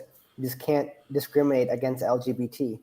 Oh, So really? having the same effect basically of not funding Christian schools Dude, what? and How's like that? basically, Okay, yeah. yeah, it has the same effect. And so basically, like, I mean, basically, they're just going to keep coming up with new, like, that rule is probably also going to get Challenge. scrutinized by the court. But, Because it's like, against your religion. but the legislature is just a step ahead, basically. It shows the ineffectiveness of the courts Right. because the courts don't have an effective enforcement mechanism. And each time a case is brought, like, in the interim while the case is being heard and brought to the court, the existing rule still stands. So, like, the state always stays a step ahead Yeah, that's a functionally. good point. So that's kind of like what's happening in a lot of blue states right now. They're like kind of passing ways, even questionable ways to get around the Supreme Court, but like it doesn't really end up mattering. I mean, Yeah. this is part of why Roberts didn't vote for overturning Roe v. Wade and stuff because he's an institutionalist. And like when you do unpopular things, the court's ineffectiveness is brought to Dude, light, that's so which funny. further undermines It's the actually institution. hilarious that he's like, I'm an institutionalist. I don't want to undermine the integrity of the institution. So I'm just gonna like stick to only passing popular decisions. That's basically what it amounts to. It is It's funny, like yeah. it's such a backwards way of thinking, but Yeah, it's like, it shouldn't is. you just try to pass the most like honorable thing you can come up with, and then like I mean, yeah, and whatever. then hope that the integrity of the institution comes from these stellar prediction or like stellar decisions you're making. Jesus Christ, dude, Yeah. this guy is way too fucking jacked. He's Dinosaur actually hand too drop. jacked. Dude, whenever you see veins in those delts, I'm like, roids. Dude, he literally The has the delts? Dragon Ball biceps where you have like, have you ever seen like the Dragon Ball Z indentate like bicep indentations? They like No. they Like can you can veins going see down there? like no you can see like because usually you could just like in cartoons and shit you just see like the indentation here, but in Dragon Ball Yeah. Z you also see the indentation like Oh, I here. see. Just like separation of the muscles with the triangle Yeah, bicep. but so he has like cartoonishly detailed Yeah. biceps. Yeah, he's just so lean, dude. Also, Saeed One thing people immediately don't tries the realize spinning kick. Yeah. is if you get that lean, it's not that you can't get that lean without steroids. It's that if you do, you're gonna feel like shit. You're not gonna even go fighting. You're gonna be passing out, like walking to your kitchen. All right, like I that's what know. really happens. Like when you're so dehydrated and lean like that, Dude, and yeah, like as Edson naturally. Barbosa, when he's cutting down to like 145, he's like, my doctor's telling me I'm too lean. It's like, yeah, you are. This is because you are. Like, I made a comment. I'm Oh, like, dude, Leandro's a fellow atheist. Fuck yeah, dude. wow, dude, I respect you so much don more, that Leandro. fedora. Dude, we are prominent atheists in our community. Yeah, dude, fuck, man. Yeah, like the guy, the guy at that gay party was like, "Oh yeah, Catholics are like ruining the world." Like, dude, say what you want about the Catholic Church. It's Dude, they're mostly the just best like church. it's mostly just like evangelical Christians at this point fucking up America at least. Like, dude, I'm against all of it, but yeah, relatively, the evangelicals are way worse. Plus the Fucking Catholics are Lutherans and all mostly that shit. held in line by like the Pope being like, "Hey guys, let's not like crucify Yeah, gay people." exactly. Exactly. The Pope's pretty chill. But a lot of Catholics are against the Pope now, right? Yeah. No, Which is bullshit because like in your religion the it's Pope yeah, has you divine authority. dude, I know. Authority. Catholics are fuck, dude. I mean, they're just all working backwards from their conclusion, right? It's like literally what all religious people do. All right, dude. Man, Saeed is looking good, man. The way he got Andrade off of him, but like doing that inside trip, it wasn't even a trip. It's just like a lift over. Eye poke. Punch him. Punch him again. Kick him in the nuts. Oh, a spinning kick. Dude, I don't know. This guy Saeed is gonna really fuck people up. Dude, He's his gonna like he's kicks are gonna so good. fuck shit up at bantamweight. He's so fucking fast. What the hell, dude? It's like really good technique. He's so springy. Like his moment, just I like know uses he's the just so momentum light really on his well. feet. Oh god, and he like threatens that spin just so flu. Oh All my right, god, did you to be see that, careful, to be like quiet now because my neighbor is like a little bitch and he's like reporting me to the building every time he hears yeah, me. dude? I'm like one more complaint away from getting a fine. Jesus Christ, Yeah, dude, it's so annoying. such bullshit, dude. Holy shit, Andrade just fucked up, dude. Also, did you see that Saeed like teep kicks Jesus Andrade's Christ. lead leg and then turns it into a hook kick at his head? Is actually one of the most ridiculously like acrobatic things I've seen. Like that looked like something out of a movie where you're like, nah, that can't work in real fighting. That actually was crazy. He teep kicks his leg and turns it into a hook kick. He's just siling on him. Andrade is probably like pound for pound one of the most muscled guys in the UFC. And he's just siling Yeah, he's on him. like now he's like trying to protect his body. I mean, Andrade needs to just focus on the body because Saeed's head movement and footwork is too good. Which I like. Like that's what he did against Sergey Morozov. Dude, Saeed Nurmagomedov versus Sean O'Malley is a sick fight. Actually, they should make that fight. Yeah, but dude, Saeed has like I think he's got like pretty good wrestling. He just doesn't use it. I mean, we saw his wrestling against Andrade. His at least defensively used. Yeah, it's still a sick fight though. I want to see Sean O'Malley's ground skills anyway. I just want to see Saeed do a little bit less spinny shit. Yeah, Oh, same. I don't want to see him. I don't know why fighters love spinning backwards so much because I feel like they land 10% of the time at most. Andrew, I'm gonna look up how to like make shit not get censored. Yeah, you're right, dude. Spinning stuff, never like it almost never works.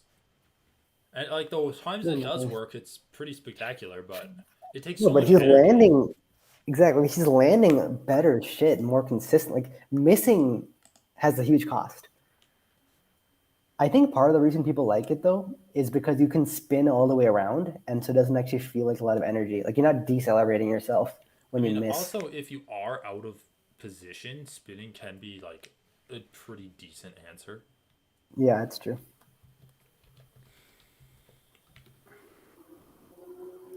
Yeah, I don't know. The delay is kind of not. I mean, it's built into the YouTube chat. It takes a while for us to see it, but like the censoring is annoying. I agree. Yeah, it is. I don't know why. 'Cause it's like I hate the YouTube censoring thing because it'll be like spam bots with like fucking selling their OnlyFans and their links and shit, like getting it through every time, but not like normal guys talking. Well, I'll look at it after this fight because I want to watch it. Yeah.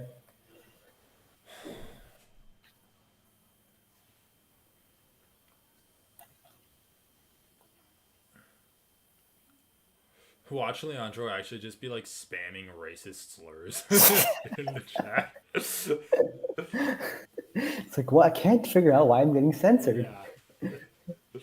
Oh my god, that leg kick fucked him up. I know, dude. Dude.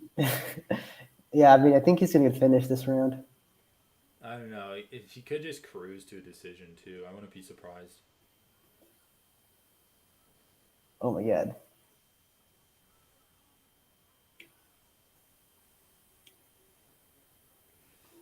Dude, there's Umar Nurmagomedov, Saeed Nurmagomedov. Umar, There's Saeed, this. Usman, and Bellator. Well, I guess this Nurmagomedov isn't really related to the other ones. Yeah. But what I was saying is like a bunch of prospects. The guy who fought in the first fight, Kara, I don't know, look up his name. Yeah, that guy. Who fought Kakramanov. That guy, Ronnie Lawrence. Are you kidding me, dude? It was fucking sick. That guy's really good. Damn, dude, there's so many fucking Russians. It's ridiculous. I know, dude. Like These bantamweight Russians, next level. Guram Dude, there's some. Kadikadze is really good too. Isn't he Georgian though? Is he? Oh yeah, you're right. He is. But it's Eastern European, so the same. Yeah. It's not the same. It is, dude. Don't tell me differently. Oh. Oh my god. Fuck. Jesus Christ. He's like catching him with head kicks as he comes in somehow. I know. He's like time a head kick as a counter. Also, notice how like far Andrade's offense has dropped off. He's throwing like one thing every minute. Just because he's getting overloaded by what Saeed is doing.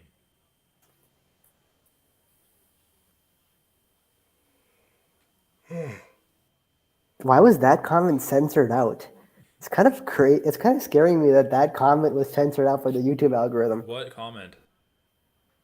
Check the Discord. He like put it in the Discord, and it's like I don't know why it would be commented out or it's censored out. Besides like protecting religious people. Why? Did it have any trigger words in it? No, this is what it is.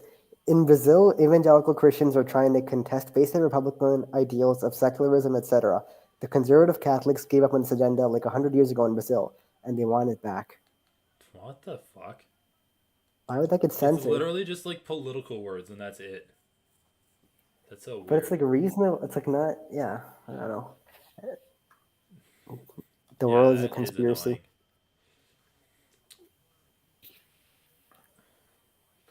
Yeah, dude. It's like more than trivial stuff. It's like stuff that's like it's like I don't know, just because it's transfer information too. Exactly. Stuff that should be said.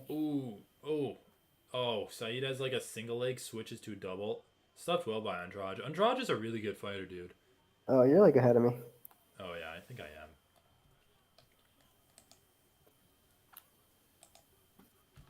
All right, I'm paused at a minute. All right, 4, 3, 2, 1, 1 minute.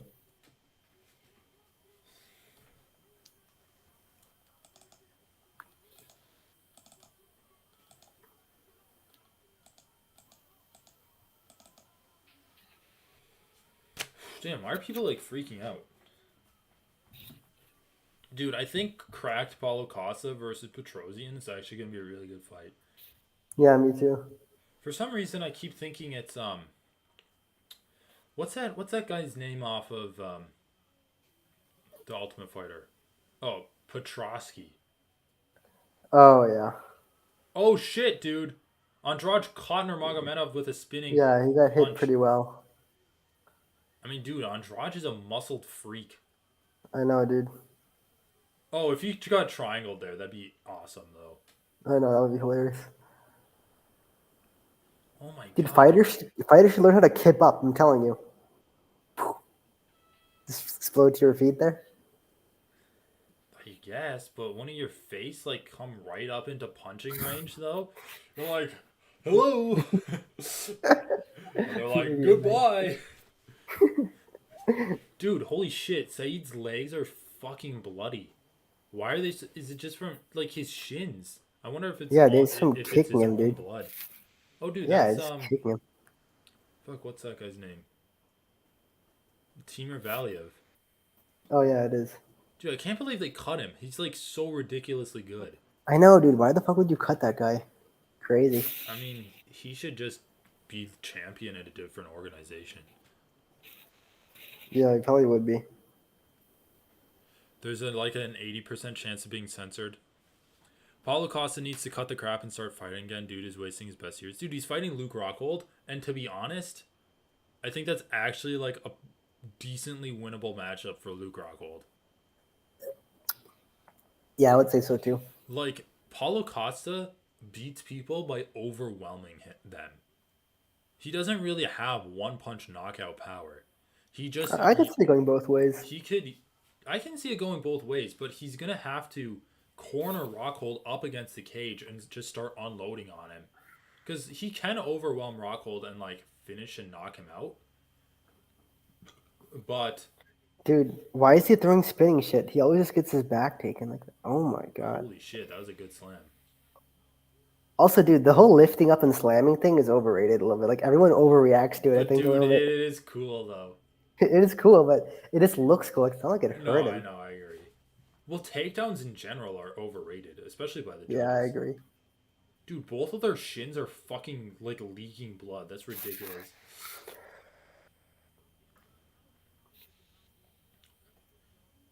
Very competitive fight. I think 1-1. Dude, Aljamain Sterling needs to shut the fuck up. Can someone just knock him out? I'm so, like so sick of him. I'm I guess actually it's just so because he sick of got him like just he tweeting and dropped being Saeed. happy. Okay, dude. Also, people are like, "Oh, no one's gonna coast in open scoring." Okay, that was frame for frame what Jose Aldo did to who did he do it against? Rob Font. No, not Rob Font. Um, fuck. Wait, well, I don't know. Are you talking Chad about coasting right now? Chad Mendez. I'm pretty sure. I think it was Chad Mendez had Jose Aldo's back with a body lock. Jose fought the hands to the Oh, you're ground and talking about kneed him something right in else. the face. Okay, no, but I was talking about coasting because I remember like Aljamain. So Aljamain, now this is bullshit, but Aljamain literally said, "I was so confident in the fight against Jan, I coasted for the last 2 rounds." Yeah. Like he literally said that. So people that say fighters aren't gonna coast are actually like bullshitting. Like, say what you want about open No, scoring. I but wait a agree. minute. You should be allowed to coast if you're ahead. No. That's But my what take. I'm Like, saying I think is, you should be allowed to coast. say what you want about open scoring. I agree fighters should like have the information, but people that say fighters aren't going to coast are fucking bullshitting themselves because that already happens. And I it's don't just think going to the be way to exasperated by I don't think the way to motivate fighters to not coast is make them uncertain if the decision is good or not. No, I'm Like not that's what you're saying saying. Like you I need to should motivate. I'm not saying you should motivate them to not coast. I'm just saying that Like they that's already what do you're. that, and it's going to be Yeah, exacerbated by so it's going to be exacerbated by open scoring. it might be exacerbated a little bit, Dude, but it's like I think it's definitely harder. gonna I going to think it's be. harder to coast than you realize. Like I don't I know. don't. I feel like we see it all the time in high level fights. Like Piotr Jan wanted. You cannot tell You me have that to be he pretty didn't. competent to coast. Like I agree, but you cannot tell me that Piotr Jan didn't want to finish Aljo in that fight. And you can also. I mean, I honestly don't think that Aljo was coasting because yeah, I don't think he was coast. I think he was just kind of he's just being. starting He was just to fall losing. behind that fight anyway. Yeah, I don't think he was coasting anyway. So like, but that goes against your point that we see it in high level fights all the time. Like I don't think we'd see it in high level fights that much. Well, I think that we do see people not being urgent because they think they're That's winning. different though. You should be allowed to not be. You don't have to be. Why should you have to be urgent if you're Or I winning? guess being It's a sport. complacent. I don't understand what this fucking standard is that exists only in MMA. In every other sport, when the team is ahead, they play conservatively, which is what you should do. Dude, I'm just What you should be able to do that in MMA too. If you're ahead, you should fight dude, I'm conservatively. just saying That's just maximizing your risk reward. I'm just saying people that make the argument that fighters like don't coast and they're not going to coast, like that's a bad argument and there are better But arguments what for do you open mean by scoring. coasting? Like there's Like strategically knowing that they're ahead and then just like there's fighting to a decision. oh sure that happens. If your idea is coasting is not going for a finish, then okay, yeah, that happens. But if the idea is coasting is like Dude, holy shit, not Nurmagomedov's like gonna about to running, lose this no. fight. I'm not I even know he is going lying. to lose this fight. He's Like just he needs to show fucked some. around. He What is thinks he he won doing? round two, I think, and he just like I think he won round 2, to be completely I fair. know, but I wouldn't count on I it. know. Whatever, dude. I'm not even saying that like open scoring shouldn't be a thing. What the fuck are He you actually doing, needs to like bro? put a stamp on this round, He dude. needs to stop Otherwise he's gonna lose. spitting. This is ridiculous. And getting caught against the fence, yeah. He's like getting Oh shit. tired, but he's also doing stupid shit. Like, there's no excuse to this. Andrade is a dog, and he's always going to be a dog. Also, Yeah, his I know. hips are like a fucking rock. Like, he is not getting close to getting taken Shoots a out. takedown, fails. Oh, that knee was close. I mean, dude, I think Saeed is winning all of these rounds, but he just doesn't look good. Well, they might have given Andrade round two because of what the fuck? The fight just stopped 5 seconds early. They might have given Andrade round two because he dropped Said. Okay, let me ask you this, dude. If we have holistic fight scoring, do you think it should be open? Well, open scoring wouldn't help in holistic. It would be the same thing. Because unless you're giving like a score at the current state of each round, like you score it holistically, but at the end of the round one, you're like, if only round one occurred, what would the score be? Well, it'd be like Like, how would open scoring it'd make a almost difference? be like instead of a 10-point must system, it would almost be like a You're point awarded system. points. Yeah.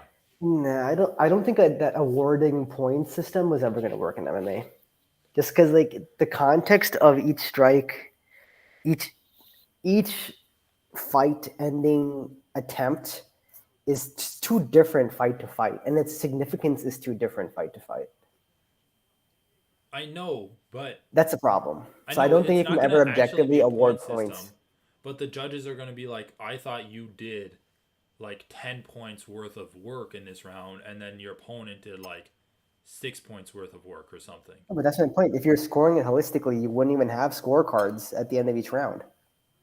No, but you'd be building up those points throughout the entire fight. So you'd it wouldn't be an actual scorecard, but you'd be able to look at what the judges are doing like 5 minutes into the fight. Yeah, side one. I think it's the correct What was the decision. score? I don't fucking know. I didn't hear it.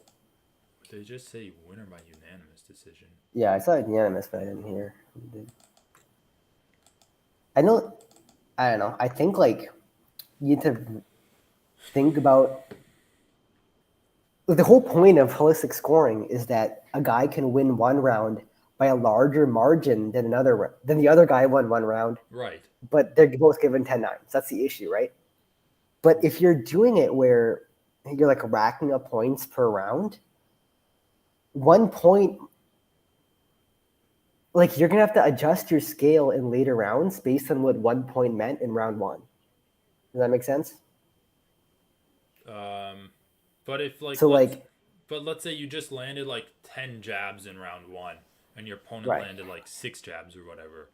We can just right, say each jab is worth a point or whatever, or like the exactly. judges would give it that. And so then yeah, But then you're right what's in the like? I don't get it because like then, yeah, how many jabs is equal to an overhand right? Like I don't think it works well, well. I yeah, don't it think just this have to be a system would work well. feeling. It literally just have to be a feeling by the judges. Right, and part of the issue is like you're adjusting the scale based on what you assigned 1 point in round one. But if you can do that, you can just use round by round scoring. You can just say, oh, if round one was a 10-9, round three must be a 10-8. But Like you can you do that wouldn't look anyway. at it like that. You'd look at it like, I mean, you'd be adjusting I don't think you even would be adjusting the scale because you'd have a preset notion of like how much this series of moves is worth. Oh well, then I don't think it works. Then I don't think it works. Why?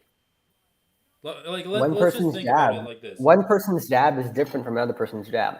Like one person's jab, Yeah. like I don't think you So you're can. like, okay, in this exchange, he got the better of it.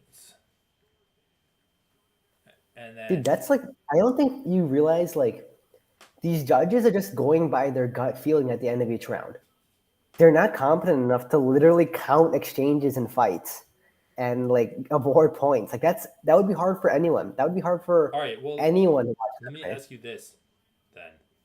Because this is the visual that I'm getting, like, when I just think about it. Imagine this. You have like a ticker, almost like one of those like heartbeat monitors, and it's like scrolling across the screen or whatever, or it could even be a physical piece of paper. And the judges have like a marker, and they're like, okay, I think this guy's winning, and then I think this guy's winning, and then it's like, oh, that was a really You're big one, and fucking he goes like crazy, mate. really high, You're, and then you're crazy. and then Because so how high do you go? Like how much well, higher it's is the overhand completely right? subjective. But that's I think I don't think people can score. Like people are gonna be you're gonna get wildly inconsistent levels between rounds, much less between fights, much less between But dude, nights. I don't Like even it's gonna like be know if that's crazy. true. Cause it's gonna be the judges are gonna be like it's gonna be subjective on the judges, but the judges themselves should be Dude, the consistent judges don't have from like don't minute to understand minute. like they're not going to be consistent. Like, oh, I went this high because of an over right hand right last fight or last round. So this round, I have to go it's not going to happen, dude. You're actually crazy. Dude, it might. You're crazy as hell, I dude. mean, I don't think it's any like I don't think it's any different. I don't think it's any worse or less subject or like more subjective than the current system that we have, where judges are just like, I feel like he won this round. Like they don't get a look at any stats, so I don't understand the difference between like I feel like he won this round I think and saying that I I think feel like he won this situation and I I think a feel like it's graph like this that high. would be even more nonsensical than the scorecards you get. But That's the at least you problem. could take a look at it. You'd be like, oh, and then this, you'd be able to map the graph to the point of the fight. Like you'd be able to watch it back and see the actual If you graphic. want judges feedback, if you want to build that knowledge pool of of how this judge scores, there are much better ways of doing that. Okay, but I'm saying like that wouldn't just be their feedback. That'd be the actual score. You're like getting. Let's just No, I judge. know. Let's just hook them up to like EKGs and like use their heart rate to score the fight. I don't know, man. Yeah, yeah, So what? You just think it at the it needs end. to be a simplicity in the So way. instead of a gut feeling after every round, you think it should just be a gut feeling at the end of the fight, basically? Because Yeah, I basically. think a gut feeling at the end of the fight is better than at the end of every round. No, yeah, I agree. I think so. Basically, I mean, the But I'm issue is still that not super happy with the it. reality is what's going to happen is that so if people are just doing gut feelings at the end of the fight, the last round is going to matter the most by a lot. Like just Exactly. practically what's going to happen. Like I think ultimately that's how they'll score, but I think they shouldn't be forced to write down pseudo scores after every round Maybe. But just to remember. yeah, but like but how would you even do that then? Because you're like, okay, well, I don't know. Like how would you even do that? Because you don't want them to just be like that was a 10-9 round in round 1 Yeah. and then Wait, be why like, not? "Oh, he won this round." Because you don't want it to be that, "Oh, he won this round." You want it to be like he did X amount of work in this round and then add that to the rest of his performance for the rest of the fight. Oh yeah, That would yeah. I be guess. ideal. So if we're like trying to come up with an ideal like if we're trying to come up with an ideal scoring system, then we should do I mean try to no, recreate that. I'm fine with them saying 10-9, 10-9 for round 1 and 2. And there's pseudo scores 10-9, 10-9, 9-10. but the second guy wins the fight. Like I would be fine with seeing that. I Ideally, it's know, but accompanied by a short paragraph saying why. But I don't see how. the only reason I'm suggesting that is because I want judges to keep in mind what's happening in rounds 1 and 2.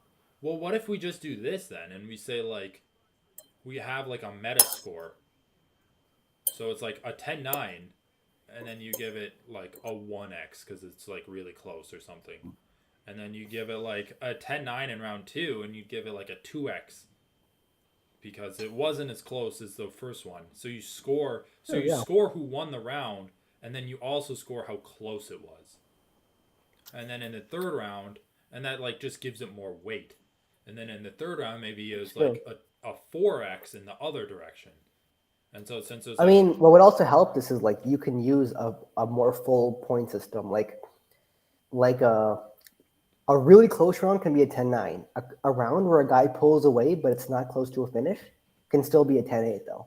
Like that would help in this kind of pseudo score scenario as well, and mimic what you're saying, where you want to keep track of the work the guy put in, the damage the guy did over the rounds. you could do that, but I feel like that would lead to more like stuffy and restricted scorecards than just doing Well, but generic points. ultimately, these pseudo scores are irrelevant.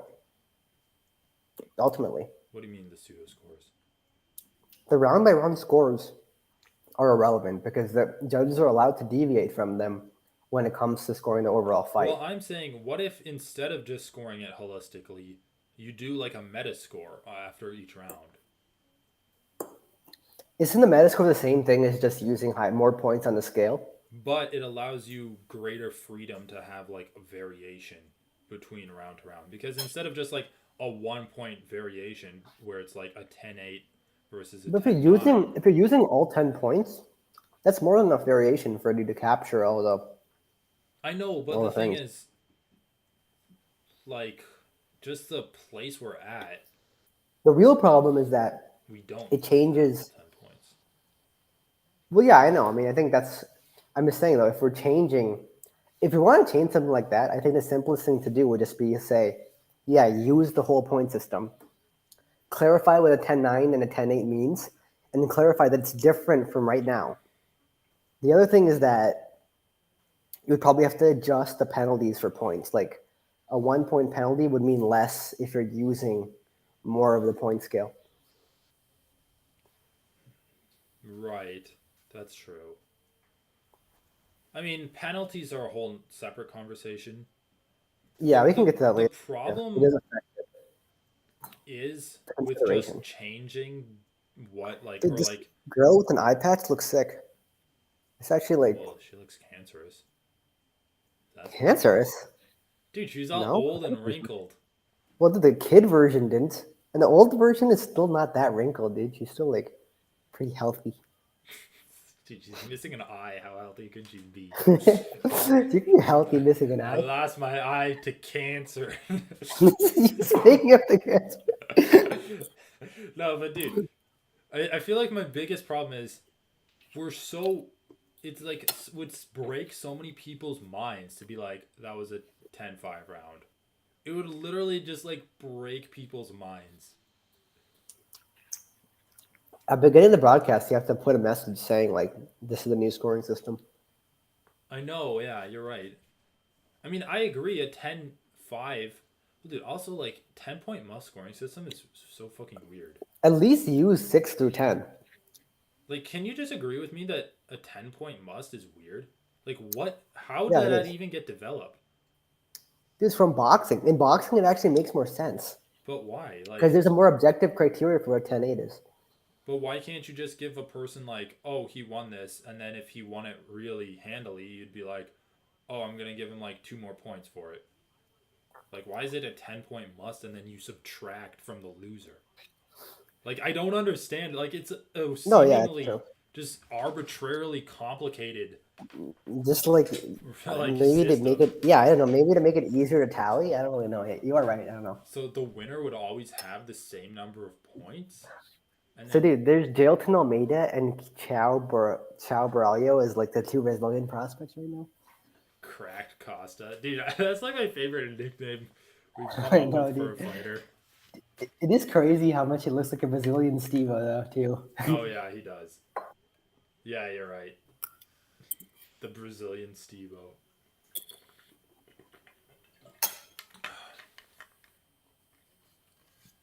I don't have an opinion in this open versus closed score system for real. I think both sides have solid points. I don't think it's gonna dramatically change. I don't like honest like my honest opinion is I don't think it dramatically changes anything. I think it's just would be nicer for the fans. It Honestly, might out of hold the principle, judges a little bit more a lot of accountable. it's like, for me, is principle. Like, it gives fighters a little bit more agency. Yeah, that's it. That's probably the best argument, right? Like even if it Yeah, doesn't have an effect, you should still allow fighters another little aspect of the sport that they can use to possibly win a right. fight. Um, When their like careers, paychecks are on the line, anyway, I'm rooting there's for much agency. Petrosian. Well, I'm rooting for Steve-O. Cracked Costa. Yeah. I'll take Petrosian by third round finish. Mm. I got Steve-O by second round finish. TKO. Oh shit, that was a good leg kick. Oh, and a good head What the hell? What kick. time are you at? What time are you at? What I'm the at fuck? 4:30. Holy shit! How? Pause. All I'm right. like 50 seconds behind you. Uh That was a oh. good leg kick there. All right, I'm paused Oh, at that was a good head 4:20. kick. All All right. Oh, nice. right, All right. 4:20. Yep. All right. 5, 4, 3, 2, 1, 420. Easy Dude, takedown. Leandro says that Cal Boralho is average at best. Really? I think he's really good. I mean, I don't know how good he is, but he looks good here. I remember not being super impressed with his last performance. I'm pretty sure Dude, he you have won to by remember this is decision. middleweight. You have to remember this is middleweight, dude. Oh And shit, he honestly, has a division. Kimura. Yeah. Oh, Fight come the on. hands. What are you doing? Oh, he let it Fuck. go. Oh, he's on the back, I guess. Switches to Petrosian is about to turn out of it. Oh, nice. Stayed on the back. That was a good job. Nice. Best B Stevo. Damn, he does it. Oh, he's going for a knee bar almost. He's just attacking everything. Holy shit, he might gas himself, dude. What? How's he going? You must be ahead of me because my No. stream skipped a little bit. Oh, I'm at 320. Oh, I'm ahead of you now. I guess I Oh, missed that. because I paused. All right, I'm paused at 301. All right, 10 seconds. Hopefully my stream doesn't skip again.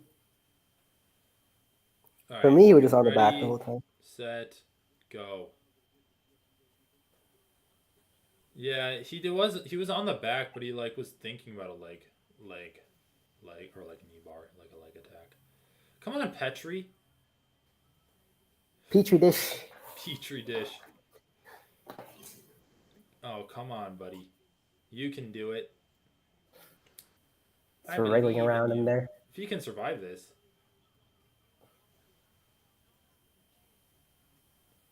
Well, I guess. I mean, you're right. Like round by Dude, round. honestly, here's my opinion. You shouldn't even go for finishes from this back mount. You should just go for. You should go for like punches, How do you not even subs. ground and pound from there though? Like your Dude, you ground can and like pound is so punch the bad. head. It's literally, but you can't put any of your body weight into it. It's literally just like you're doing bicep curls into their face. Yeah, I guess you're right. Like the ground and pound from there is bad. It's honestly like, unless you're actually making distance with your torso, like Yeah, like Aldo gets a lot of distance with his torso, so it kind of works like for him. what he did against Jan, he like makes distance and then swings in and cracks him around the guard or whatever. Yeah, dude, you might be right actually because so many guys just waste rounds here, like Yeah, exactly. like searching for a rear naked choke. And even if you're winning the round, you'd still be winning the round if you land ground and pound. Except that the ground and pound would just make it easier for you to win subsequent rounds. The more I watch MMA, the more I agree with Chill Sonnen that rear naked chokes only happen if like the guy wants out. Yeah. most of the time. Like, dude, if the guy is like fresh, he's just gonna keep fighting like this. I That's know, just so you're hard. right. Dude, honestly, maybe back mount is overrated in MMA. Dude, yeah, like I mean in Um, gi, there's so much shit you can do from if when you have someone's back. Like just yeah, in it is tiring. I jiu-jitsu. will give you that, Leandro. But like effectiveness wise, like I just feel like it's relatively easy to fight a I rear mean, naked choke. you score the round to them. He's doing more damage. He also has like the superior position. Not to mention, it does just suck on your cardio having like a body lock triangle, someone's leg squeezing your ribs like that. Yeah, yeah. But look, Petrosian's landing some good shots on Stevo. Come on, Petro. Like, it's just not clear to me that it's that superior of a position.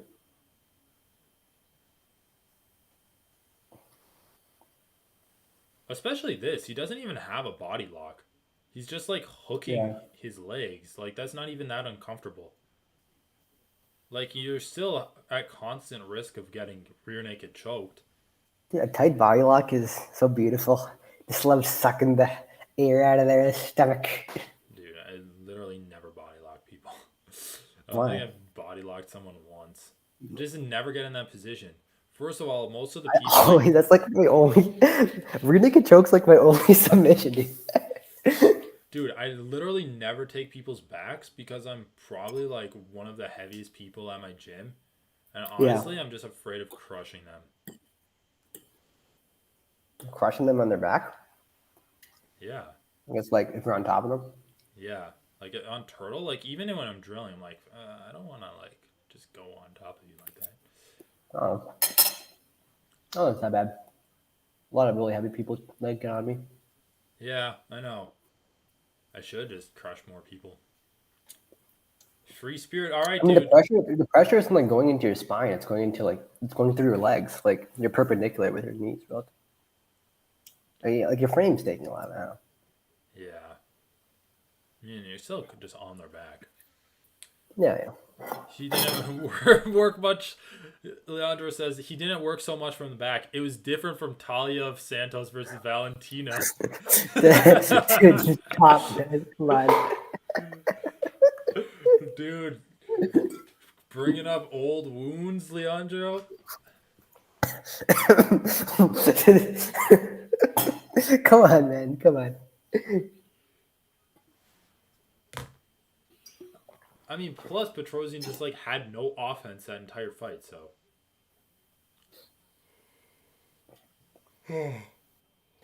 all right, punch and kick him, buddy.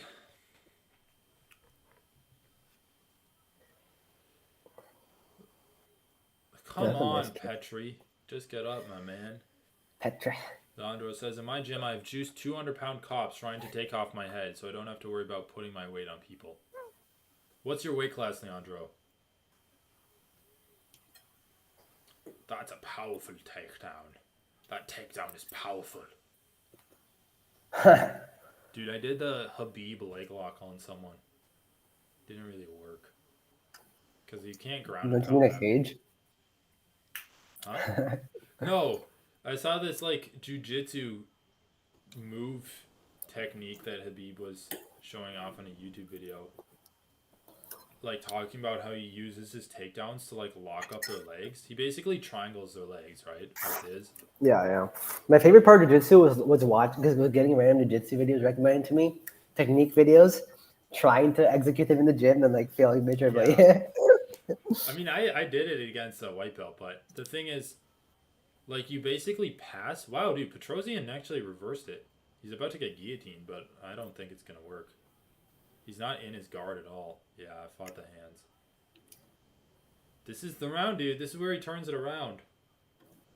Got the famous kick in the legs technique. Dude, I always love how fighters like reset like this after kicking their leg like that. Like they're trying to make it look like they're really It's not gauging the even like distance. he's fainting that he's not going to kick the leg.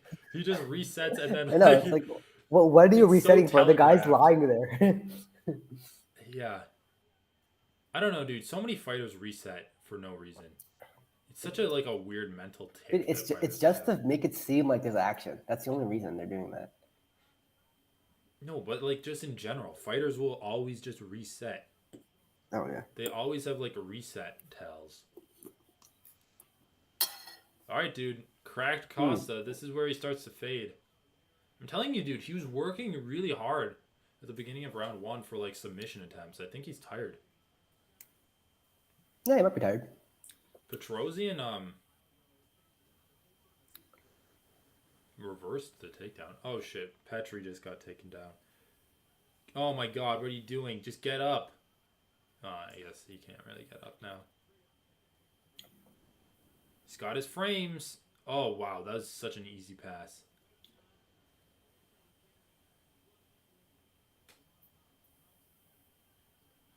What is 77 kilos? Like 180 150 pounds or pounds. something? Hey, that's like about twice. Isn't a kilo like 2.4 or something? Yeah, okay. I guess I don't know. I'll look it up. 77 kg to pounds. 169. 170 basically. Okay, so we split the Say 170. difference. Yeah, he's Wow, he's talking got about his it. back again.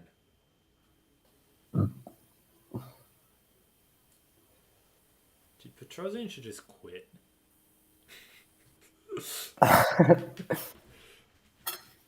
Just thirsty as hell.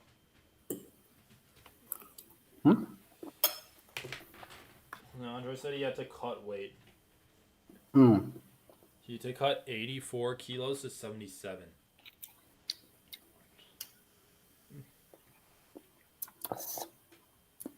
7 kilos. I guess that's a good amount of weight to cut. Yeah, it is.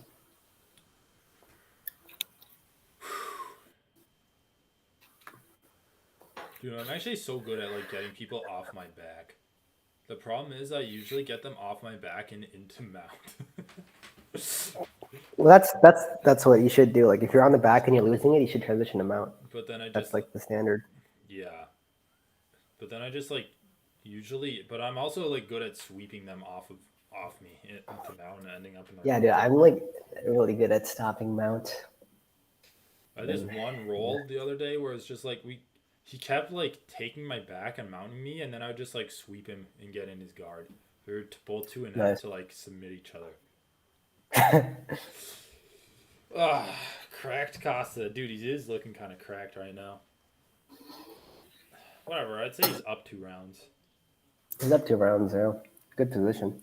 Armin looks fresher though, for sure. Maybe we'll see.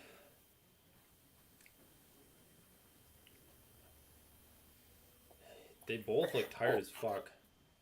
Dude, I was doing some running today actually, and I realized how much it sucks to be tired. Oh You yeah, know, I know.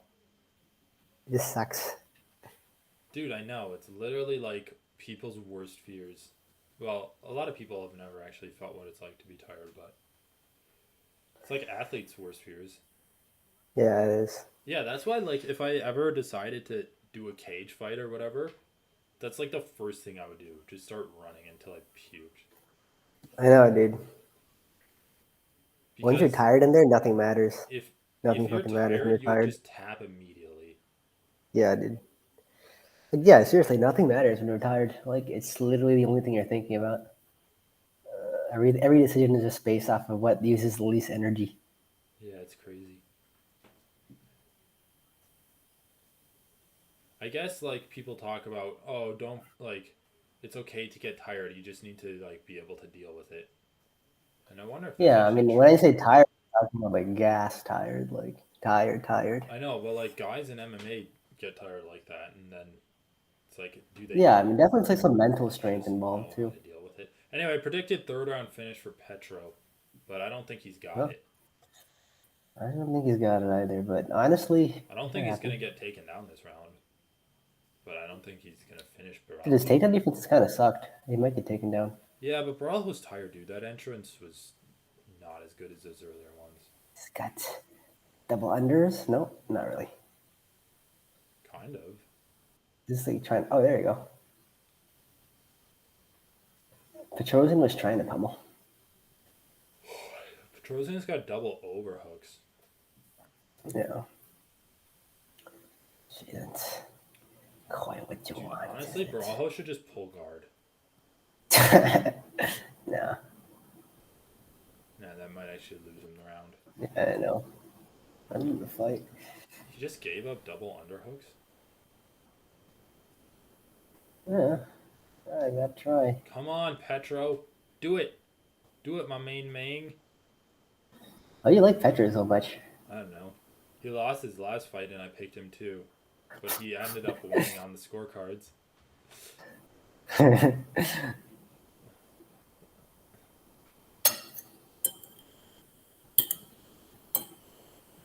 Dude, I swear to God, if the ref like splits them up.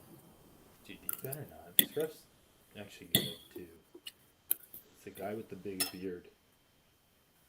Dude, they're working. Like they're working. I don't see why you would split them up. Why, is the ref actually telling them to work? Yeah. And Bisping was like, yeah, split them up here. What? Dude, what the fuck? It's Wait, what actually the fuck? ridiculous. It's a fucking Apex show. No one gives a shit. Get up! What the? I finally get up there. What is Barajo doing? Oh shit, he took him down by kicking his leg. Dude, he's trying to like scissor sweep him when he's kicking him. It's like one of those stupid game plans I've seen. What are you even gonna do? Even if you take him down like you just did, he got up before you. Fucking idiot. Honestly, if I am the ref and I see this fucking situation, I just step in and stand him up. Yeah, this you can stand this up. Like this isn't doing shit. This situation literally will just stay for another 2 minutes. I know, dude. It's like this is one of the most Oh, stupid he's tangled positions. the leg.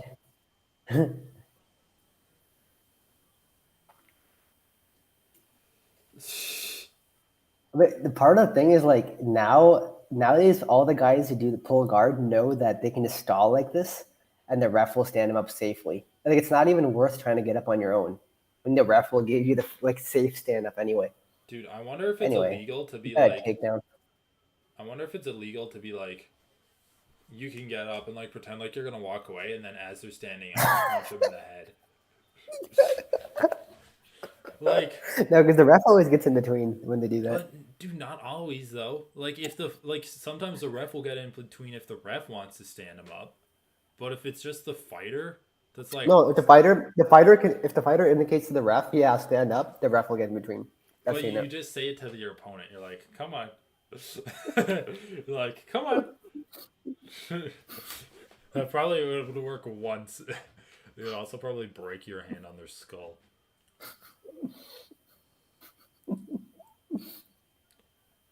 Dude, honestly, kind of leaning towards Petrosian in this round. It's been literally just a 50-50 round, except for Petrosian got like those ass kicks. when Chow was on the ground. Yeah. The kicks to like the hamstring. Yeah. What the fuck? What the fuck is it? Did he like the ref like restarted the fight and then Chow like before when he was just going. God damn it, dude. This is a weird fight.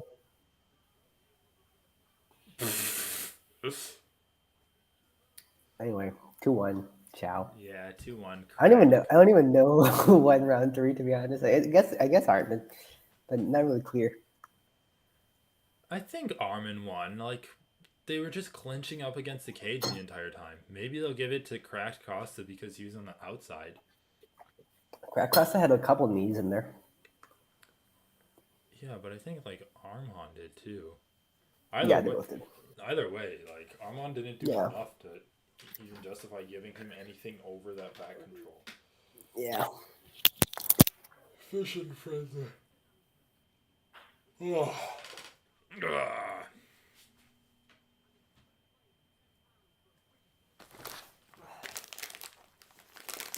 Cracked Costa. Tackling.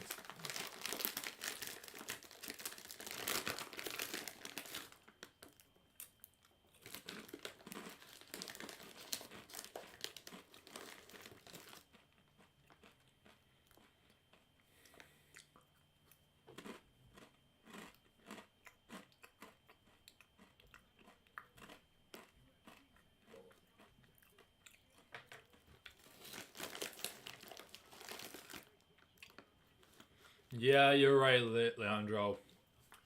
Brajo gassed out. He didn't even look stellar. And like Armand is not known for his ground game at all.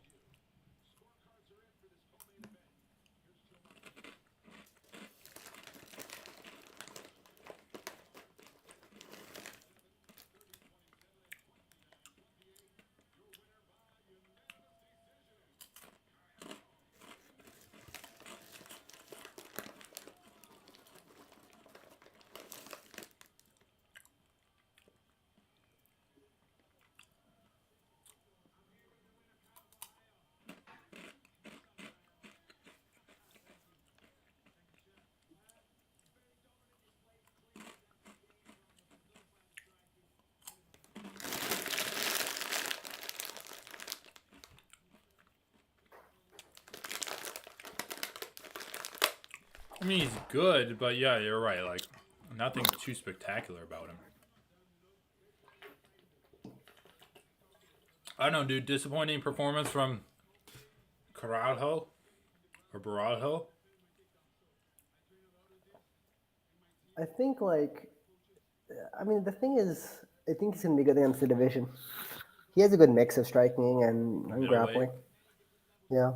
I don't know, dude. He kind of had his way with Petrosian the entire fight, and he gassed out so hard. Like, he Well, was that's fair. doing what he wanted to be doing.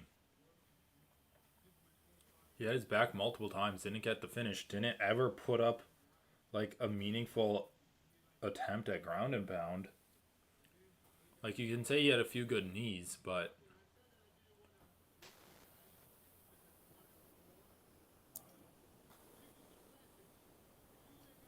oh my god, he called out Dricus Duplessis. He's gonna get knocked out. I feel like, okay, dude, I feel like That's a Dricus is close fight. actually a horrible matchup for him. I think it's a close fight. I think he can do it. Dude, I don't know, man. I feel like if Dricus gets him standing up, he's not going to be able to take the damage that Dricus can dole out.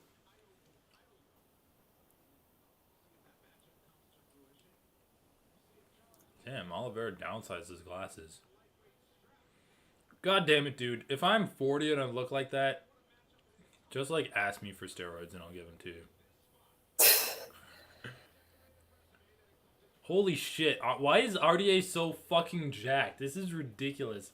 He's Dude, his like, back is so big. His back is crazy, dude. Literally, his I moved to back muscles are Brazil fucking to busted. train more. It's like, is that what they're calling it these days?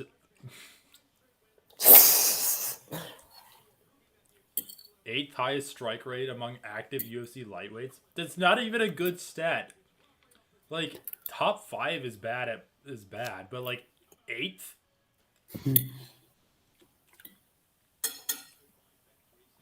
Sponsored by Bet365. I mean, Brawlho can develop. You're right, but I don't know, man. Will he though? He might be one of those guys that sticks in there and like gets better and just flies under the radar. But as like a prospect, I think I'm off. I'm off the. I'm not even. I was never even on the hype train. I'm just off the prospect train. It's just like gonna be another guy for me. He's young though. Yeah, but still, there are young guys that actually show promise.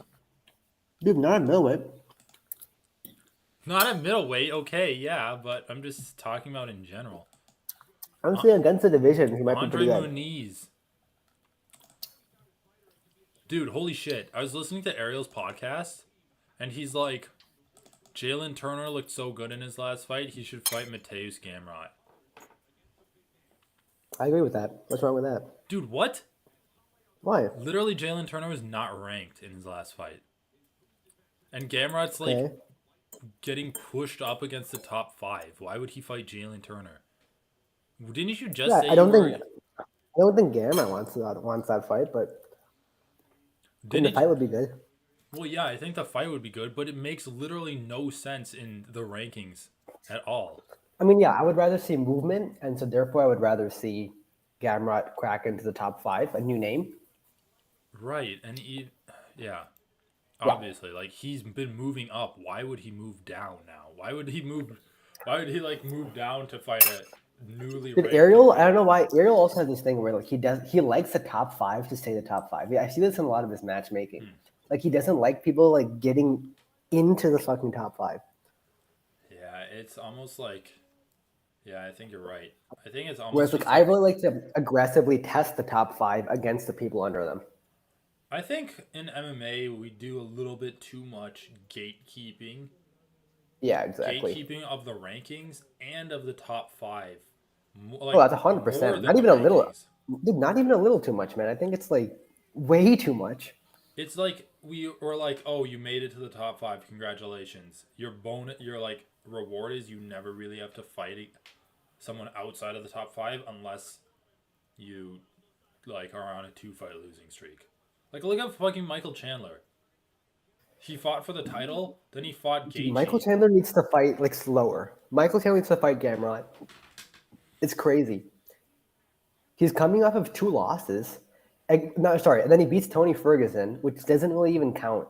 Like you need to fight And now a he's fighting guy Dustin below you. Poirier, dude. Yeah, I mean, hopefully not. Hopefully that was Dude, just like Tony them Ferguson trying to is set just up. a gimme fight at this point. I know, dude. Like it's so stupid. Like it's It's an actually empty so stupid. gesture from the UFC. I know Chandler does annoy me. Yes, I want to call Realho a prospect. Pereira is a prospect. Muniz is a prospect. I agree with both of those. I would say Pereira is less of a prospect and more of a finished product just because he's older. But Muniz is definitely a prospect at middleweight. I think Pereira will beat Adesanya, but won't hold the belt for so long. Someone is going to come and figure out a way to take him to the ground and finish him. I agree with that. I think Pereira was fast-tracked by the UFC because of, obviously, his ties to Adesanya and the fact that they... I mean, because of his ties to Izzy, because he's older, and because they probably don't have much faith in him going up against, like, a pretty good wrestler, like even Marvin Vettori, or even Derek Brunson, although I think he would knock Derek Brunson out. But I don't think... I think Pereira's... Honestly, dude, is Pereira's best matchup in the top of the middleweight rankings Izzy?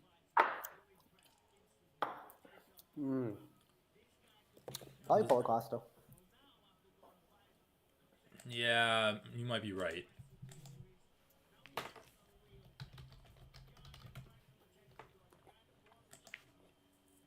If we take a look at the middleweight rankings, Or just Jared Cannonier, dude. He has even less grappling than Paulo Costa. we have Robert Whitaker at number 1, Jared Cannonier at number 2, Marvin Vettori at number 2. Why? Why are they tied at 2? Who the fuck cares? Just say that one's a 3. Derek Brunson at 4, Paulo Costa at 5. I don't know, dude. You're right. There's a lot of bad strikers at middleweight. Dude, middleweight just full of meathead strikers. Wait a Like second. they're just gimme matchups for Pereira and Izzy. Okay, I take back what I said about Izzy being the best. I think he's like the worst. But no, wait. Marvin Vettori, I feel like, is the worst because Yeah, Marvin that's what I was Vettori thinking, has yeah. just like a fucking ridiculously thick neck that just like holds his little tiny head in place, so it never bobbles around. I mean, we saw a lot of takedown attempts. I mean, he definitely has that tool. Right. And I think he's getting better too. But Robert Whitaker might actually be the worst. Definitely. I'm going to go the worst. But holy shit, you're right. Like Leandro was saying, oh, I don't think Pereira's gonna be able to hold the belt that long. But it's like Jared Cannonier, no wrestling, bad striking. Marvin Vettori, wrestling, okay striking, gonna be hard. Derek Brunson, good wrestling, horrible striking, loses to Pereira. Costa, I think, loses to Pereira. Strickland just lost. Hermanson, come on, dude. Darren Till would be a fun fight. Dude, I think I don't think Darren Hermanson Till would still gets... lose to Pereira. Yeah. Dude, Hermanson, like, he doesn't have a good enough Oh, yeah. takedown. I And think he Darren leaves himself Till would open too much. lose a decision to Pereira. I don't think he'd get knocked out. I think he'd play it safe enough. Andre Muniz, that'd actually be a hard fight. Gastelum gets knocked out. Uriah Hall gets knocked out. Nasruddin, who the fuck knows? Dricus du Plessis knocked out. Brad Tavares knocked out. Why does the middleweight ranking suck? What the fuck, dude? Am I just realizing how bad middleweight is? Dude, I've been telling you how bad middleweight is for so long. I'm just It's like, just yeah, it's literally it's shit. okay. But then I look at the bottom and it's Brad Tavares, Dricus du Plessis. Brad Tavares was ranked? I thought he was an unranked fighter. He got fucked so hard by Dricus last week. Uriah Hall is ranked number 12? He's ranked number 12, bro.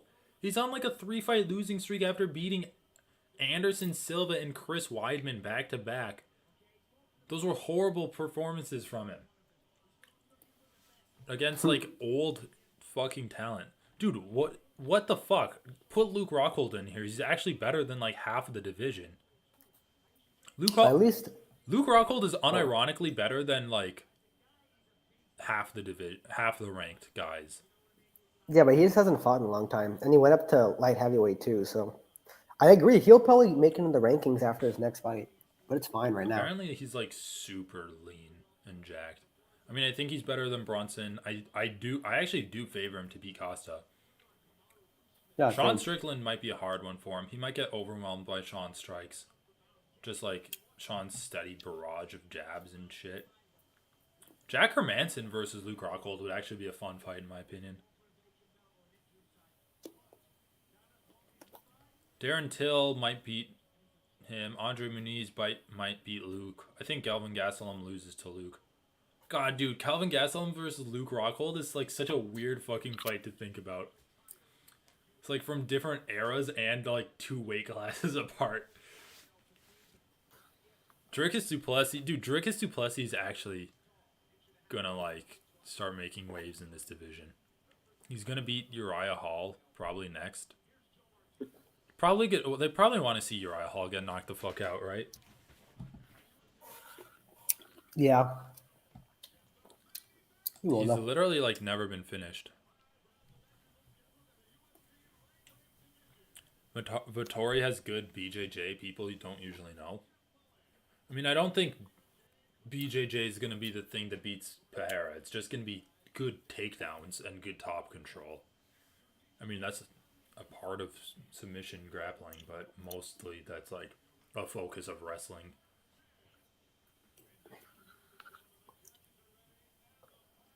All right, dude, prediction. Give me your official prediction and feel free to embellish it. I got Fiziev with a round 2 knockout. Dude, all right. Then I'm taking RDA by decision. I think he grinds Fiziev down. Very possible. I think it's more likely than a round 2 knockout, but I think Fiziev's going to win anyway. I honestly think RDA just grinds him into the cage round 1. Fiziev is going to like be energetic enough to defend takedowns. And then RDA might like get takedowns in the later rounds and actually just like ground and pound him. Dude, RDA's ground and pound against Moicano was so fucking good. Yeah, it was good. I just don't think we've seen enough of Fiziev's takedown defense. That's what I'm really concerned about. Right. And RDA's takedown timing was so good against Moicano. Not to mention he just ground Paul Felder to a pulp. And who did he beat before that? Was it Damian Maia at welterweight? Because he's on a 3-fight win streak, I think.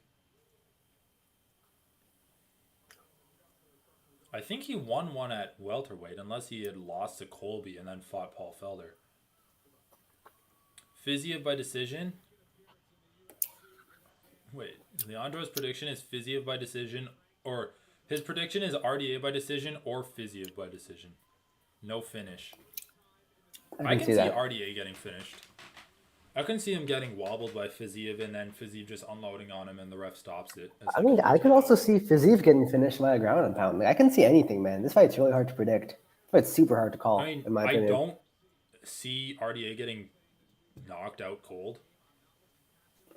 Ooh, good body kick to open the fight off with. Oh, fuck, pause. All right, fine. I'm going to have him for sure. Every time I pause, it opens like a bunch of new tabs and shit. I know. And it's fine. All right, I'm Oh, gonna nice. pause at a time. All right, I'm All right, let paused me at know. 4:30. All right, I'm 10 seconds out. I hope this fight is quick though, cause I have to pee. 5, 4, 3, 2, 1, 4:30. All right.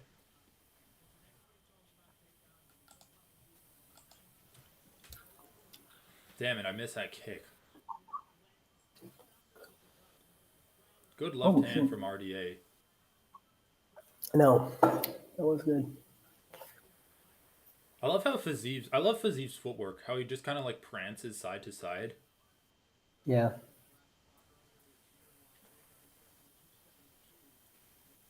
So they're so Fiziev's in Orthodox and RDA's in Southpaw right now. So Fiziev's probably gonna be slamming that body kick, right? Since it, like Yeah, his rear probably. leg. Oh, nice entrance Really by good. RDA. That was quick. Yeah, let's see. It was quick. He is like have good entries. He's had that against Moicano too. Yeah, dude, RDA is like the finished form of a lot of like. He's like the finished form of an archetype a lot of fighters want to be. Like with good Just like striking, good wrestling, yeah, and like jujitsu touches on top of it all. it was good fundamentals. Yeah. Not to mention just like good timing with everything. Yeah, yeah, exactly. Like I don't even think he necessarily needs to get this takedown for this to be a success for him. Yeah, I mean those knees are kind of making you wince. Those knees to Fiziev's thigh. Yeah. Yeah. I feel like I don't know if I'm overreacting enough. Whenever I see knees going sideways into the leg, just feel like, ugh, like, Well, I get that honestly away from think me. it's more damaging than like knees to the back of the leg, Oh, like at an 100%. Like, extreme. well, that's like what I would think. I'm not sure, but that's what it feels like to me. Let's test it out. Ever since I like tweaked my knee from jiu-jitsu, I'm like, oh my god, keep that Oh shit yeah. away. Ooh, yeah, that's directly into the knee. Oh, fuck. And he's just holding Fiziev there with like a really deep underhook. Like his hand is almost on like the over his shoulder. Yeah, well, I have to refresh, so Oh damn it. maybe at separate spots. I don't know. You're probably gonna be ahead of me. Just what I'm time are at you at? 2:05 now. Yeah, just pause it. You're like 5 seconds ahead. All right, I'll pause it at 2 minutes now.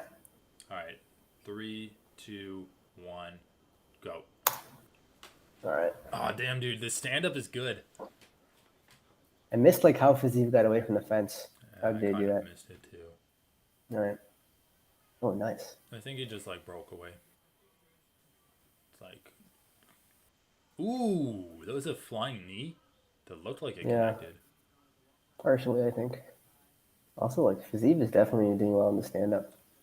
Fiziev's doing a sweet combination where he like does a lead left hook to the body and then comes in with like an overhand right to the head afterwards. Ooh, good leg kick from RDA. RDA is like pretty stagnant in southpaw. Oh, nice. Fiziev keeps changing his stance. Look, he like changes his stance when he wants to kick. I'm pretty sure. All right, another entry.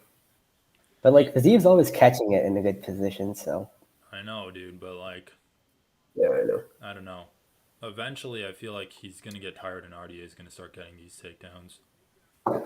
I mean, Definitely a RDA cardio could back. get tired too, but I just tend to favor his cardio over Fiziev's. We've Just seen him have excellent cardio, yeah, so I'm pretty like pretty he's fine just with that. done 2 5 round wars in terms of cardio, like grinding Paul Felder to a pulp, grinding Moicano to a pulp. Ooh, good Nice. elbow from RDA, but he Yeah, lost control. I guess he must have felt like he was losing control. yeah, he was breaking off anyway, so he just threw off an elbow. RDA's defense is pretty solid. He's been hit by a few clean shots. Fiziev splitting the Yeah, guard has I, been his best yeah, shots. exactly. He'll like distract the guard a little bit and then split it. It's kind of nice. I like it. Damn, dude. Is Fiziev. Oh, Fiziev is cut under his eye. I don't know. Kind of a tough round. I guess I'd give it to Fiziev, but pretty close.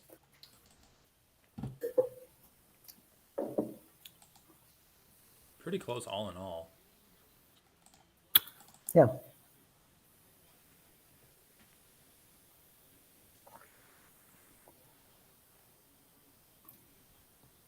You're doing really well. I love it when you get the translator from the corner because it's like, why is the cornerman like talking that clearly? It's like so Yeah. crisp and clean audio. Dude, I'd be the guy that rubs their muscles. Be like, I Oh, that would just like make my muscles kind of numb. Like I wouldn't even want that. guess they're just trying to like push the blood out of them. Yeah. Yeah, dude, that left straight really caught Fiziev on his eye. When you can see he's like caught under his cheek. Or on his cheek.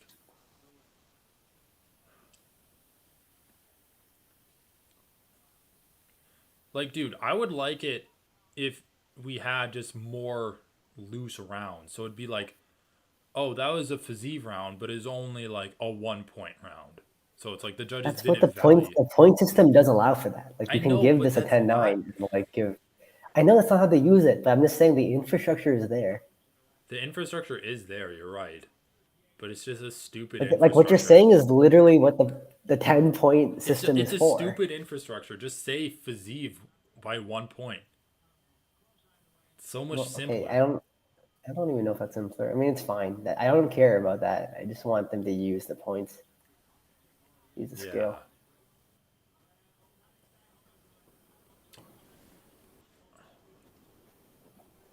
Yeah. Man, eye poke. Nice. Oh, you're ahead. Oh, you're a second ahead of me. Yeah, Oh. I poke. That's okay. So we'll sync up when the timer starts again.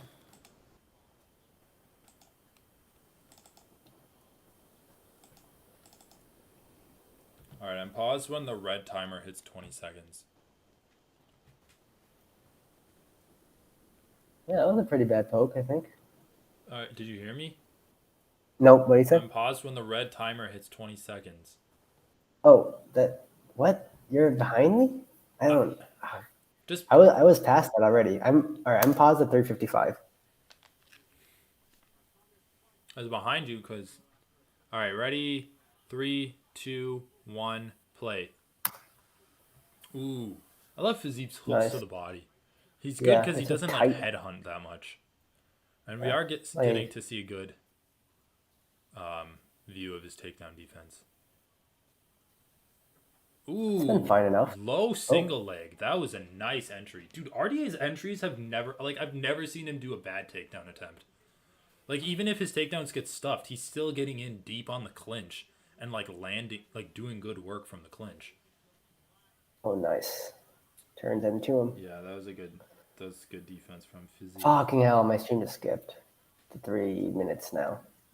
All right, we'll pause it. It's gonna skip again, dude. Just pause it. All right, fine. I'm missing this fight. All right, I'm paused at 2:50.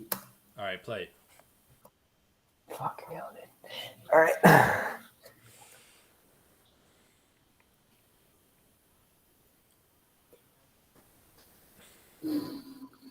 RDA's defense is like pretty good. Dude, Shaziv's hooks are landing like a lot. The left hook has landed so much.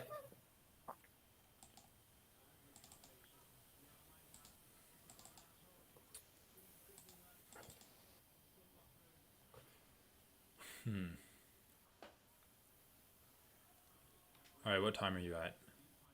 2:05 now. All right, pause at 2 minutes. All right, I'm paused at 2 minutes. All right.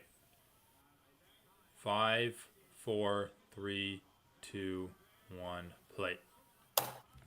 Damn, dude. That like counter takedown attempt was sweet. Yeah, was sweet. All right, what is Fiziev doing? Come on, Loretta.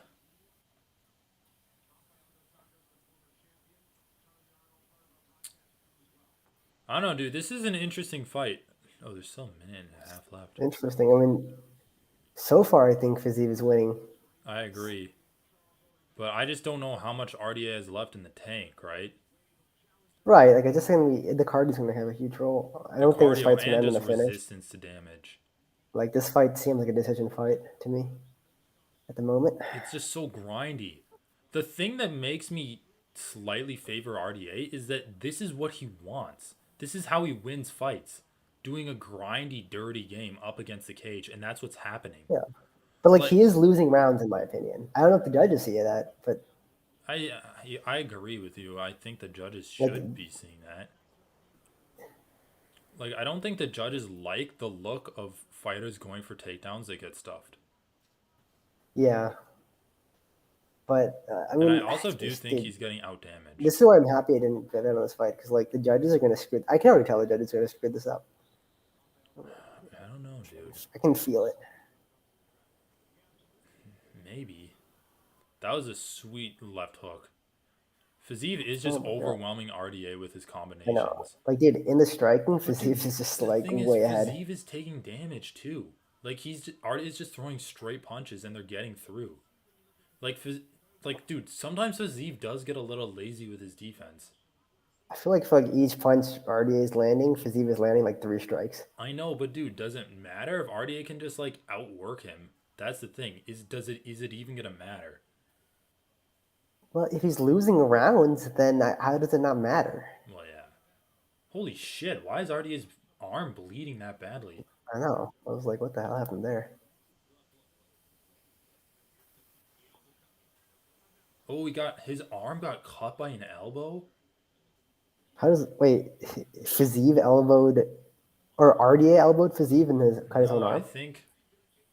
I think Fiziev tried to elbow RDA in the head, and he must have caught it on his guard. Oh, okay. Come on, cut man, deal with his arm, baby. Ooh, fuck, that looks deep. That cut looks deep. Oh my god, that cut looks bad, man. I couldn't see it that well to see how deep it was. Oh, okay, Yeah, maybe I I just saw don't the see blood. anything that bad. Oh, because the cut man can't put Vaseline there, I don't think. Oh, it was Fiziev's shin that just opened up a gash in his arm. He blocked a front kick with his forearm, and his Oh, okay. Fiziev's shin caught his arm. Okay, I guess it's not as bad as I thought. Yeah, I think it's fine. Fiziev needs to stop headhunting, though. His body work is so good. Like, RDA is pretty Yeah. much only defending headshots.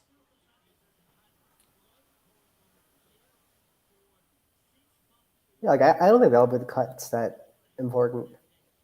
It's not like disrupting his vision. It's not really doing anything. Guess the Man, blood loss Fiziev's might make the difference. takedown defense is really impressive. He always manages to get a single underhook, and then he can like survive from I there. know. This is where it's really gonna, like, this is where RDA really needs to start putting the pressure on him, so we're gonna see what happens. Man, I don't know, man. Dude, I don't know. This underhook or this wizard is like tenuous. Okay, he just let it Yeah, it go. is. It's like just hanging in there. What time are you at? Fuck. Oh, I'm at 350. Holy shit! Pause. You're like way ahead of me. Really? Yeah, Oh, like over 10 seconds ahead of me. all right. Or don't Fine. narrate everything. I'm at 340. All right.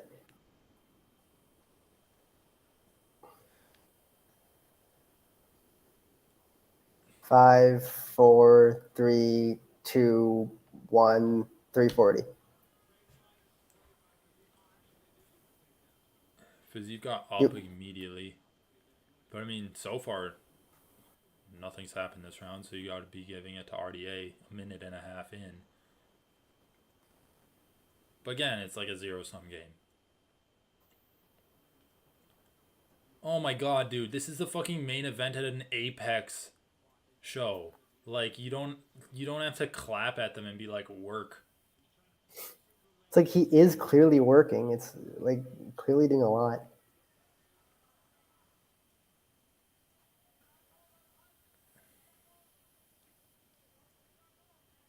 Nice body kick.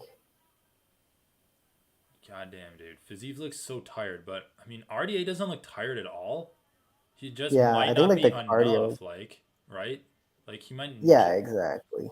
he might just not have had a quick enough start to actually win this fight.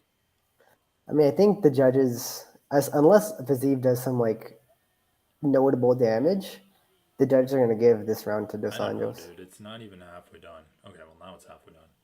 Oh Yeah, I my guess you're god, right. dude. Like, dude, it's the fucking main event. I don't even understand what this guy is talking about. Like Fiziev just reversed the position, I like know. just now. How can you say it's inactivity? Like the position just He waited reversed. like 2 seconds. I don't even know. Like, What the fuck is wrong with refs? I mean, are yeah. they just like, does Dana have a gun to their kids' heads at home and be like, make this fight exciting? Also, my stream just skipped a little bit. Jesus Christ. 140. All right, now you're 15 seconds ahead of me. Fine, I'll pause it. I'll pause at 130. All right, you got 15 seconds to wait. I'll narrate what's happening. Fucking hell, dude. RDA goes in, gets an overhook. You're at pause at 130. Yeah. 3, 2, Oh, 1, play. They're clinching again. I mean, dude, not a lot has happened. I really feel like whoever wins the last 90 seconds of this fight wins the round. yeah. Like I don't think the clinch damage is. Oh, that's like a good shot on the clinch finally. I missed it. It's like not really that good of a shot though, right?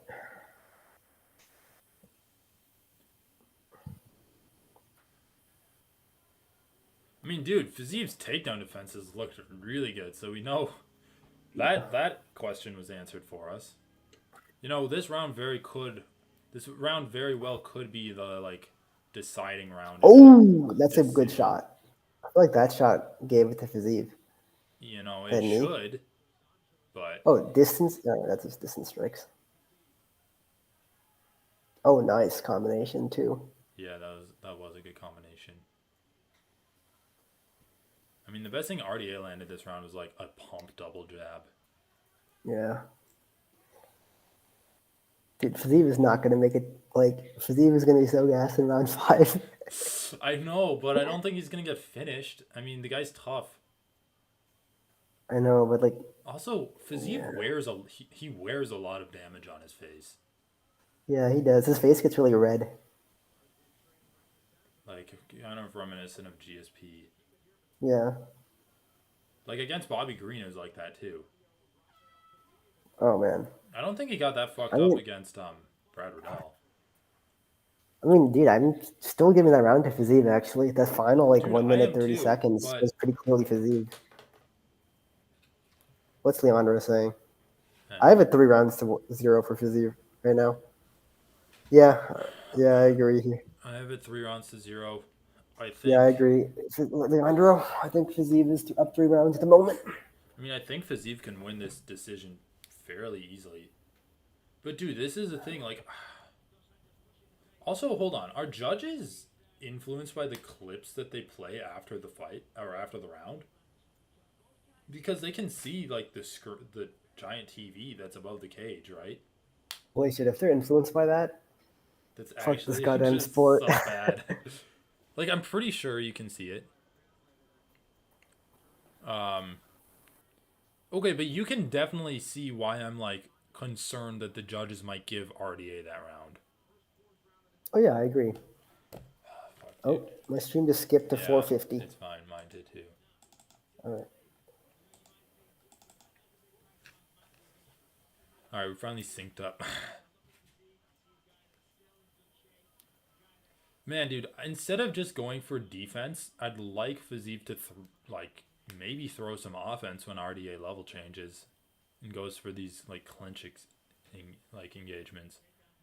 I think they just risk getting taken down, but I guess you're right. He's fast enough; he Well, can lead he it. is good at reversing the clinch up against the cage.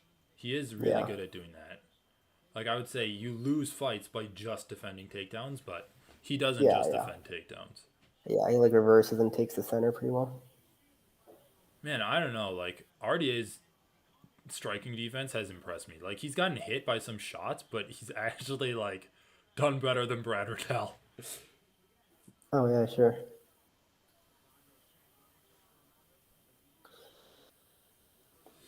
But like DeSantis is recognizing that he's not doing well in the open, Right. I mean, dude, and Fiziev he's is doing like a really good job of just staying chill, defending these takedowns, and then just staying solid in the clinch. Like he's eating a few knees to the quad, but if he's able to get out of the clinch, like if he can eat that, get out of the clinch, and then land some like hooks to the body at distance, like he's gonna take that like trade every day. Yeah, dude, Fiziev's like wrestling has looked really good. Oh yeah, my god! You see that flying knee? yeah, dude, landed, bro. It actually landed. Ooh, come on, RDA, your ears are fucked. You don't have to like slap Fiziev's ears too, dude. Look at his ears; they're actually just like mangled pieces of meat right now. I think that guy kind of cool. I feel like it's badass. Well, yeah, it's Cauliflower ear. badass if people know what it actually means. They should. Most people don't. They're just like you're ugly.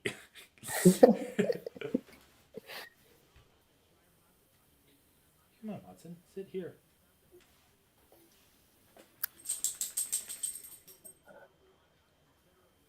I mean, I feel like at this point, yeah, Fiziev is tired, but he's, I think, like utilizing a little less energy controlling RD against the fence. No, yeah, like I don't know. I almost wonder if Fiziev just decided to engage in that clinch a little bit longer to just conserve energy.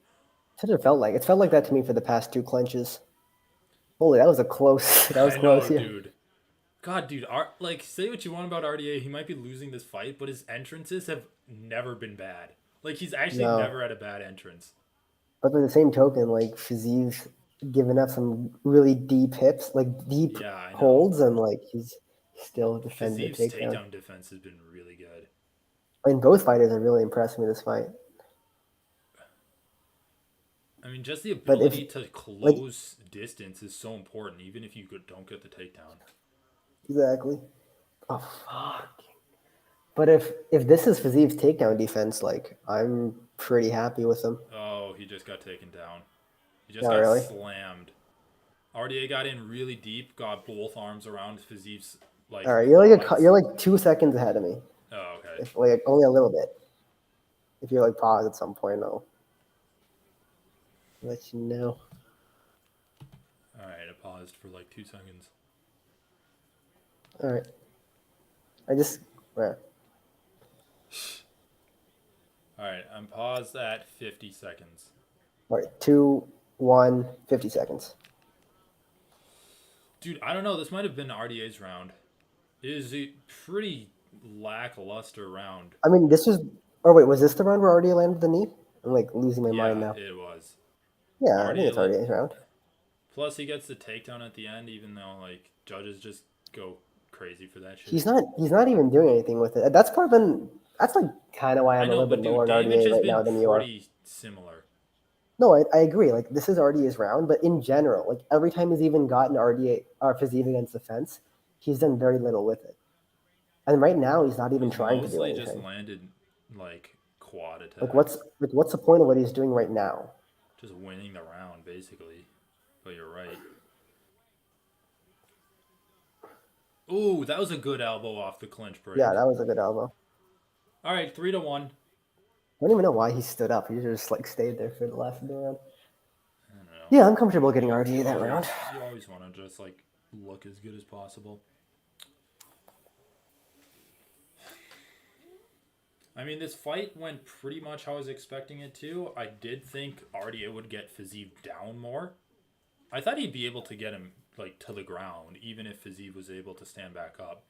Fiziev's takedown defense has been super impressive to me. It's been stellar. I mean, if this It's is his actually takedown been defense stellar. and this has been his striking, like, yeah, this guy is fucking amazing. Yeah, like I think he can improve a little bit more at actually mixing everything in together. Like he Yeah, shows I a agree. complete unwillingness to try to strike You know when that it's that knee takedown didn't quite defense connect time. flush, by the way. Yeah, yeah. That knee didn't connect flush though. Okay, but that elbow It was was the a hardest glance shot off the of the back. round. Yeah, the elbow was. Dude, also, RDA looks kind of badass with like just an arm covered in blood. Yeah, Just like yeah. a single arm. Ah, Watson is annoying me. I think he has to go out to pee. Watson, I'll let you out to pee in 5 minutes, buddy. All right, So, Fiziev with a little bit more energy this yeah, the round. commentators are like, it hangs in the balance. Dude, RDA's straight punches have not landed often. Oh! Holy fuck! Wow! Anyway, I don't even think I hung in the balance that round. I think Fiziev was up 3 rounds anyway. You'd have to rely on bad judging for it to hang in the Yeah, balance. Which, yeah. dude, like, I think you could pretty consistently rely on bad judging. Okay, but let me ask you this: early stoppage or not? This felt a little early to me. It felt a Felt a little little early. early Like to me, I'm not mad about especially it, like but I did feel given like, how hard Artie had fought to get to round 5, it felt a little bit. given that Oh, it's a knocked it. main event and these guys are Did you just so knock a tooth out? experienced, it looked Oh, like you know what? spit. No, it wasn't early. That wasn't early. No, yeah. No, In that in wasn't early. hindsight, he was You could eating see. solid You could. shots on the ground. Well, I saw his eyes roll a little bit when he But look, he's hit the up. ground. No, like he was out for a second there for sure. No, I think it was a good stoppage. Yeah, I think it was a good stoppage too. Wow, dude. Wow, out of nowhere. It Leandro carried the says, dude, power holy shit. Leandro says it's a into round terrible 5. stoppage.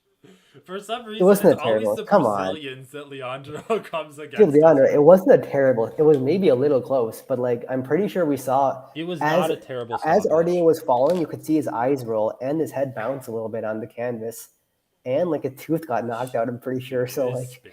But dude, he was eating like Fiziev hit him with that like power left hook that knocked him down.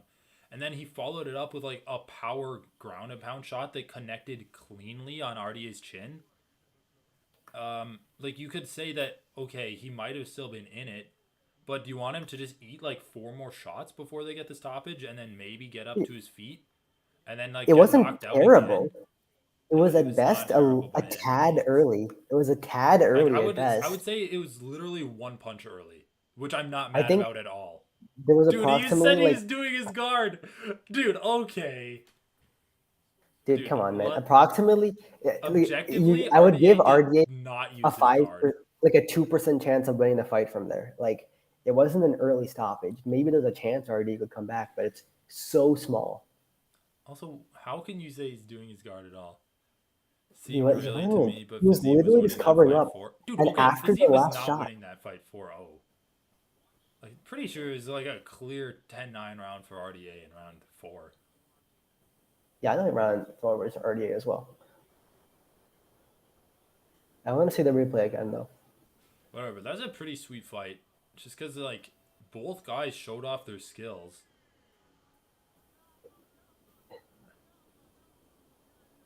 Damn, Fiziev came out fired up, too. I think they He just did, told him yeah. to, forget about the takedowns.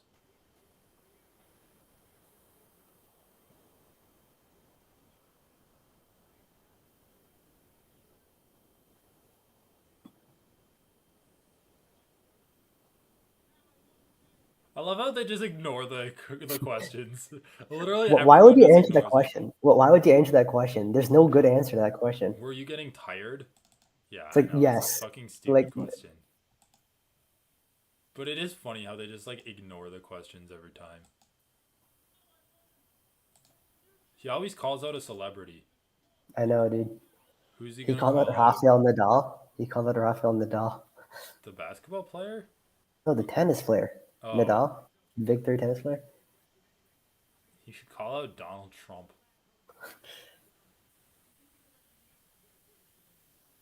Dude, honestly, like, there's so many fucking conservatives in MMA. If you became just like a dirty liberal and that was your character, you'd get so much like attention and hate. Like, dude, first of all, the mainstream media would cover you because like the fucking liberal mainstream media loves it when like athletes are liberal and shit. They'd be like, Yeah, but dude, "Wow, are it's you less. standing up for vaccines?" You're like, It's "Vote it, for this looks Biden." conformist. The thing is, it looks conformist if you do that. Dude, no. If you're in MMA, it doesn't look conformist.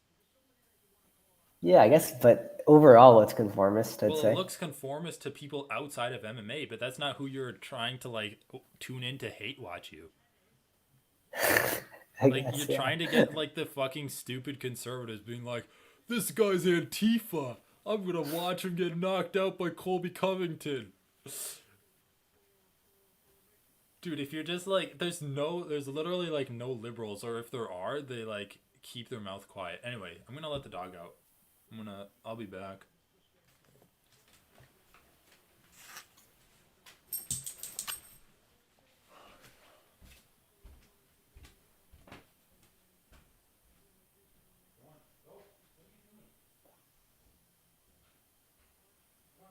Dude, he literally punched his head into the canvas. Like, definitely wasn't that early of a stoppage. Like the replay was bad. Yeah, I mean, I think this was a pretty good bridge fight. Dos Anjos is a really good opponent. He should fight Justin Gaethje. I think I want Chandler versus Gamrot and Fiziev versus Gaethje.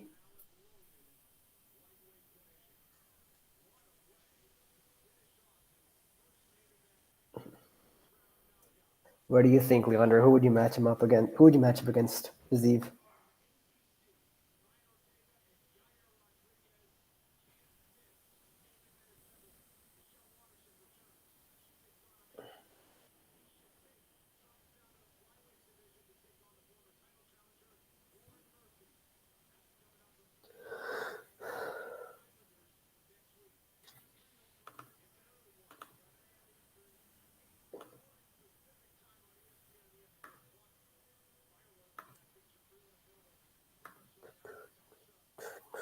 Let me look up the rankings real quick.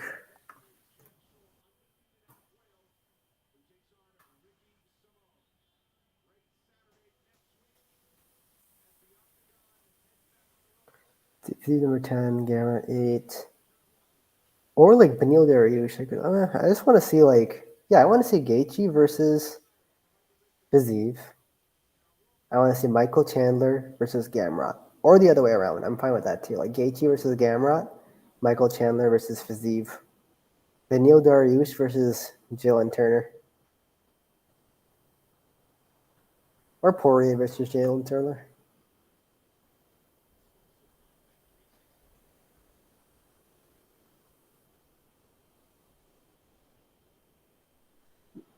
Yeah, I mean, I think the refs are not only allowed, they're obligated to step in if it's like a defense that's obviously not going to work and going to create a lot more damage in a fight that he's not even winning. Like all that context matters, plus how old RDA is matters, like the stage of his career.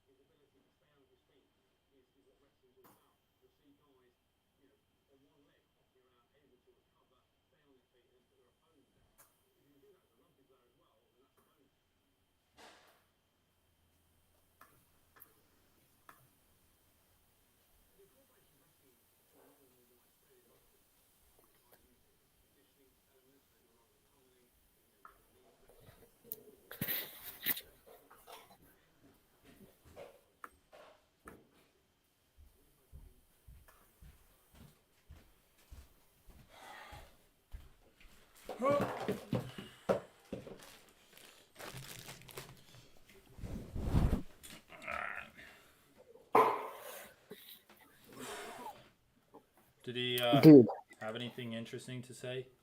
no, not really. Dude, I think it should be Chandler versus Fiziev, Gaethje versus Gamrot, Let me see the rankings. or the other way around. I don't really care.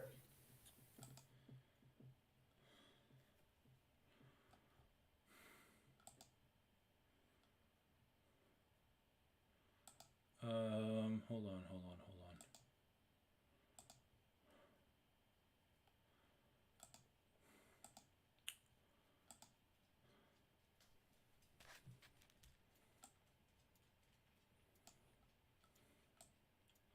I don't know, dude. And he has a good manager too. Like, it's so weird.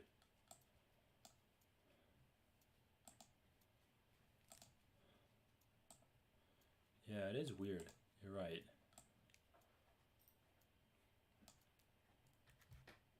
I mean, he's like, oh, I can just like go through my career without having to call people out, but you can't.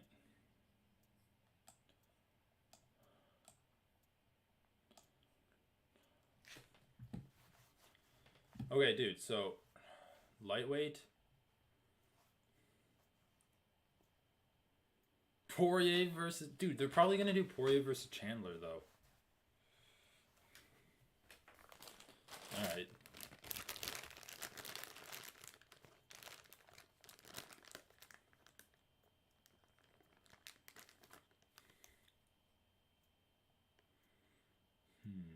Vanille Dariush versus Saryukian. You think Saryukian should go up in competition after losing to Gamrot?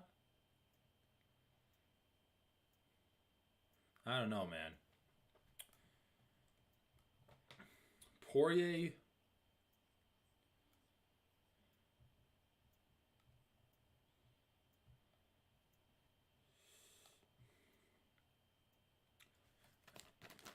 Okay, well, if we're doing it purely based off of matchups and which would be the most entertaining matchup, I actually do agree with you that Dariush versus Saryukian would be an awesome matchup. Like, skill-wise. I don't think it makes a ton of sense. Okay, yeah, but I don't think it makes a ton of sense. Just have Saryukian fight one of these older guys. Have him fight Dan Hooker. Have him fight Ismagulov. Well, he's not older. Yeah, exactly. Saryukian just lost.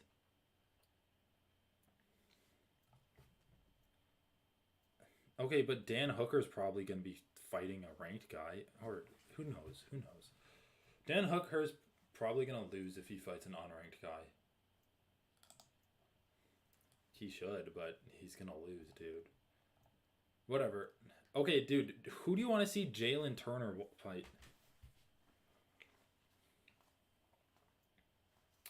I knew you were gonna say that. I disagree. Have RDA fight like Connor or Dan Hooker or someone. Have him fight an older guy. Because I want to see Jalen Turner fight someone higher up. RDA just lost. Okay, let me ask you this. Saryukian versus Jalen Turner.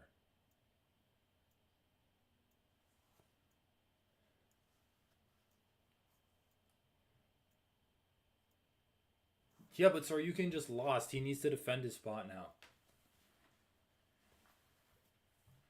Yeah, all of them should defend defend their spots.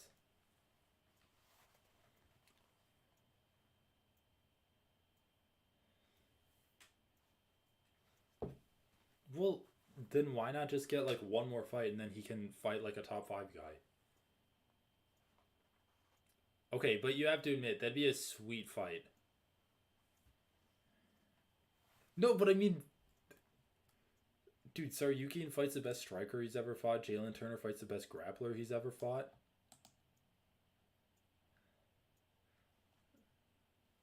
I know, but like, I guess what we should try to avoid is matchups we've already seen. Like, no, I don't want to see that at all. I want to see Michael Chandler fight someone low. Like that's like if I could make one matchup at lightweight, if I could make one matchup at lightweight, it'd be Chandler versus like just someone extremely low, like Saryukian, Fiziev. I mean, Fiziev's not low, but he was ranked number 10 and just beat number 7. Chandler should fight beneath him, dude. He beat Tony Ferguson like at number 9. Ah, fuck, dude. Damir Ismagulov is in there. What are you? How about just so you can fight him?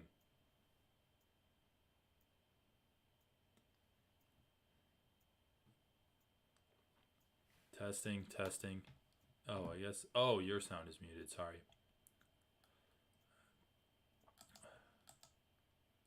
Here, there you are. Now you should be good. Basically, I just said I don't want to see the top 5 round robin, dude. I want to see like movement in the division, just like bantamweight has movement. Bantamweight has such good movement. That's like the best division for it. Corey Sandhagen versus Song Yadong. That's 4 versus 10. Like no one gives a fuck at bantamweight. They all just fight each other. Dude, That's the way what it do should you? be. That's literally one example. Most of the time, they do give Dude, fucks. no. No one is no one is Marlon fighting Moraes versus Rob. Rob Font.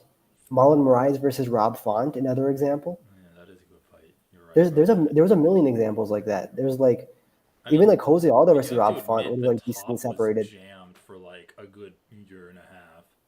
No, dude. Well, dude, Marlon Vera versus Jose Aldo was a while ago. That was a really high separation. Marlon Vera went from fighting Sean O'Malley to Jose Aldo. Well, they are getting a quick turnaround. Like literally all of the 10 through 15 is like new fighters. Wait, I forgot about Frankie Edgar. That's okay. Dude, like bantamweight is actually the best at that, and welterweight's the worst at that, and lightweight's becoming welterweight at that.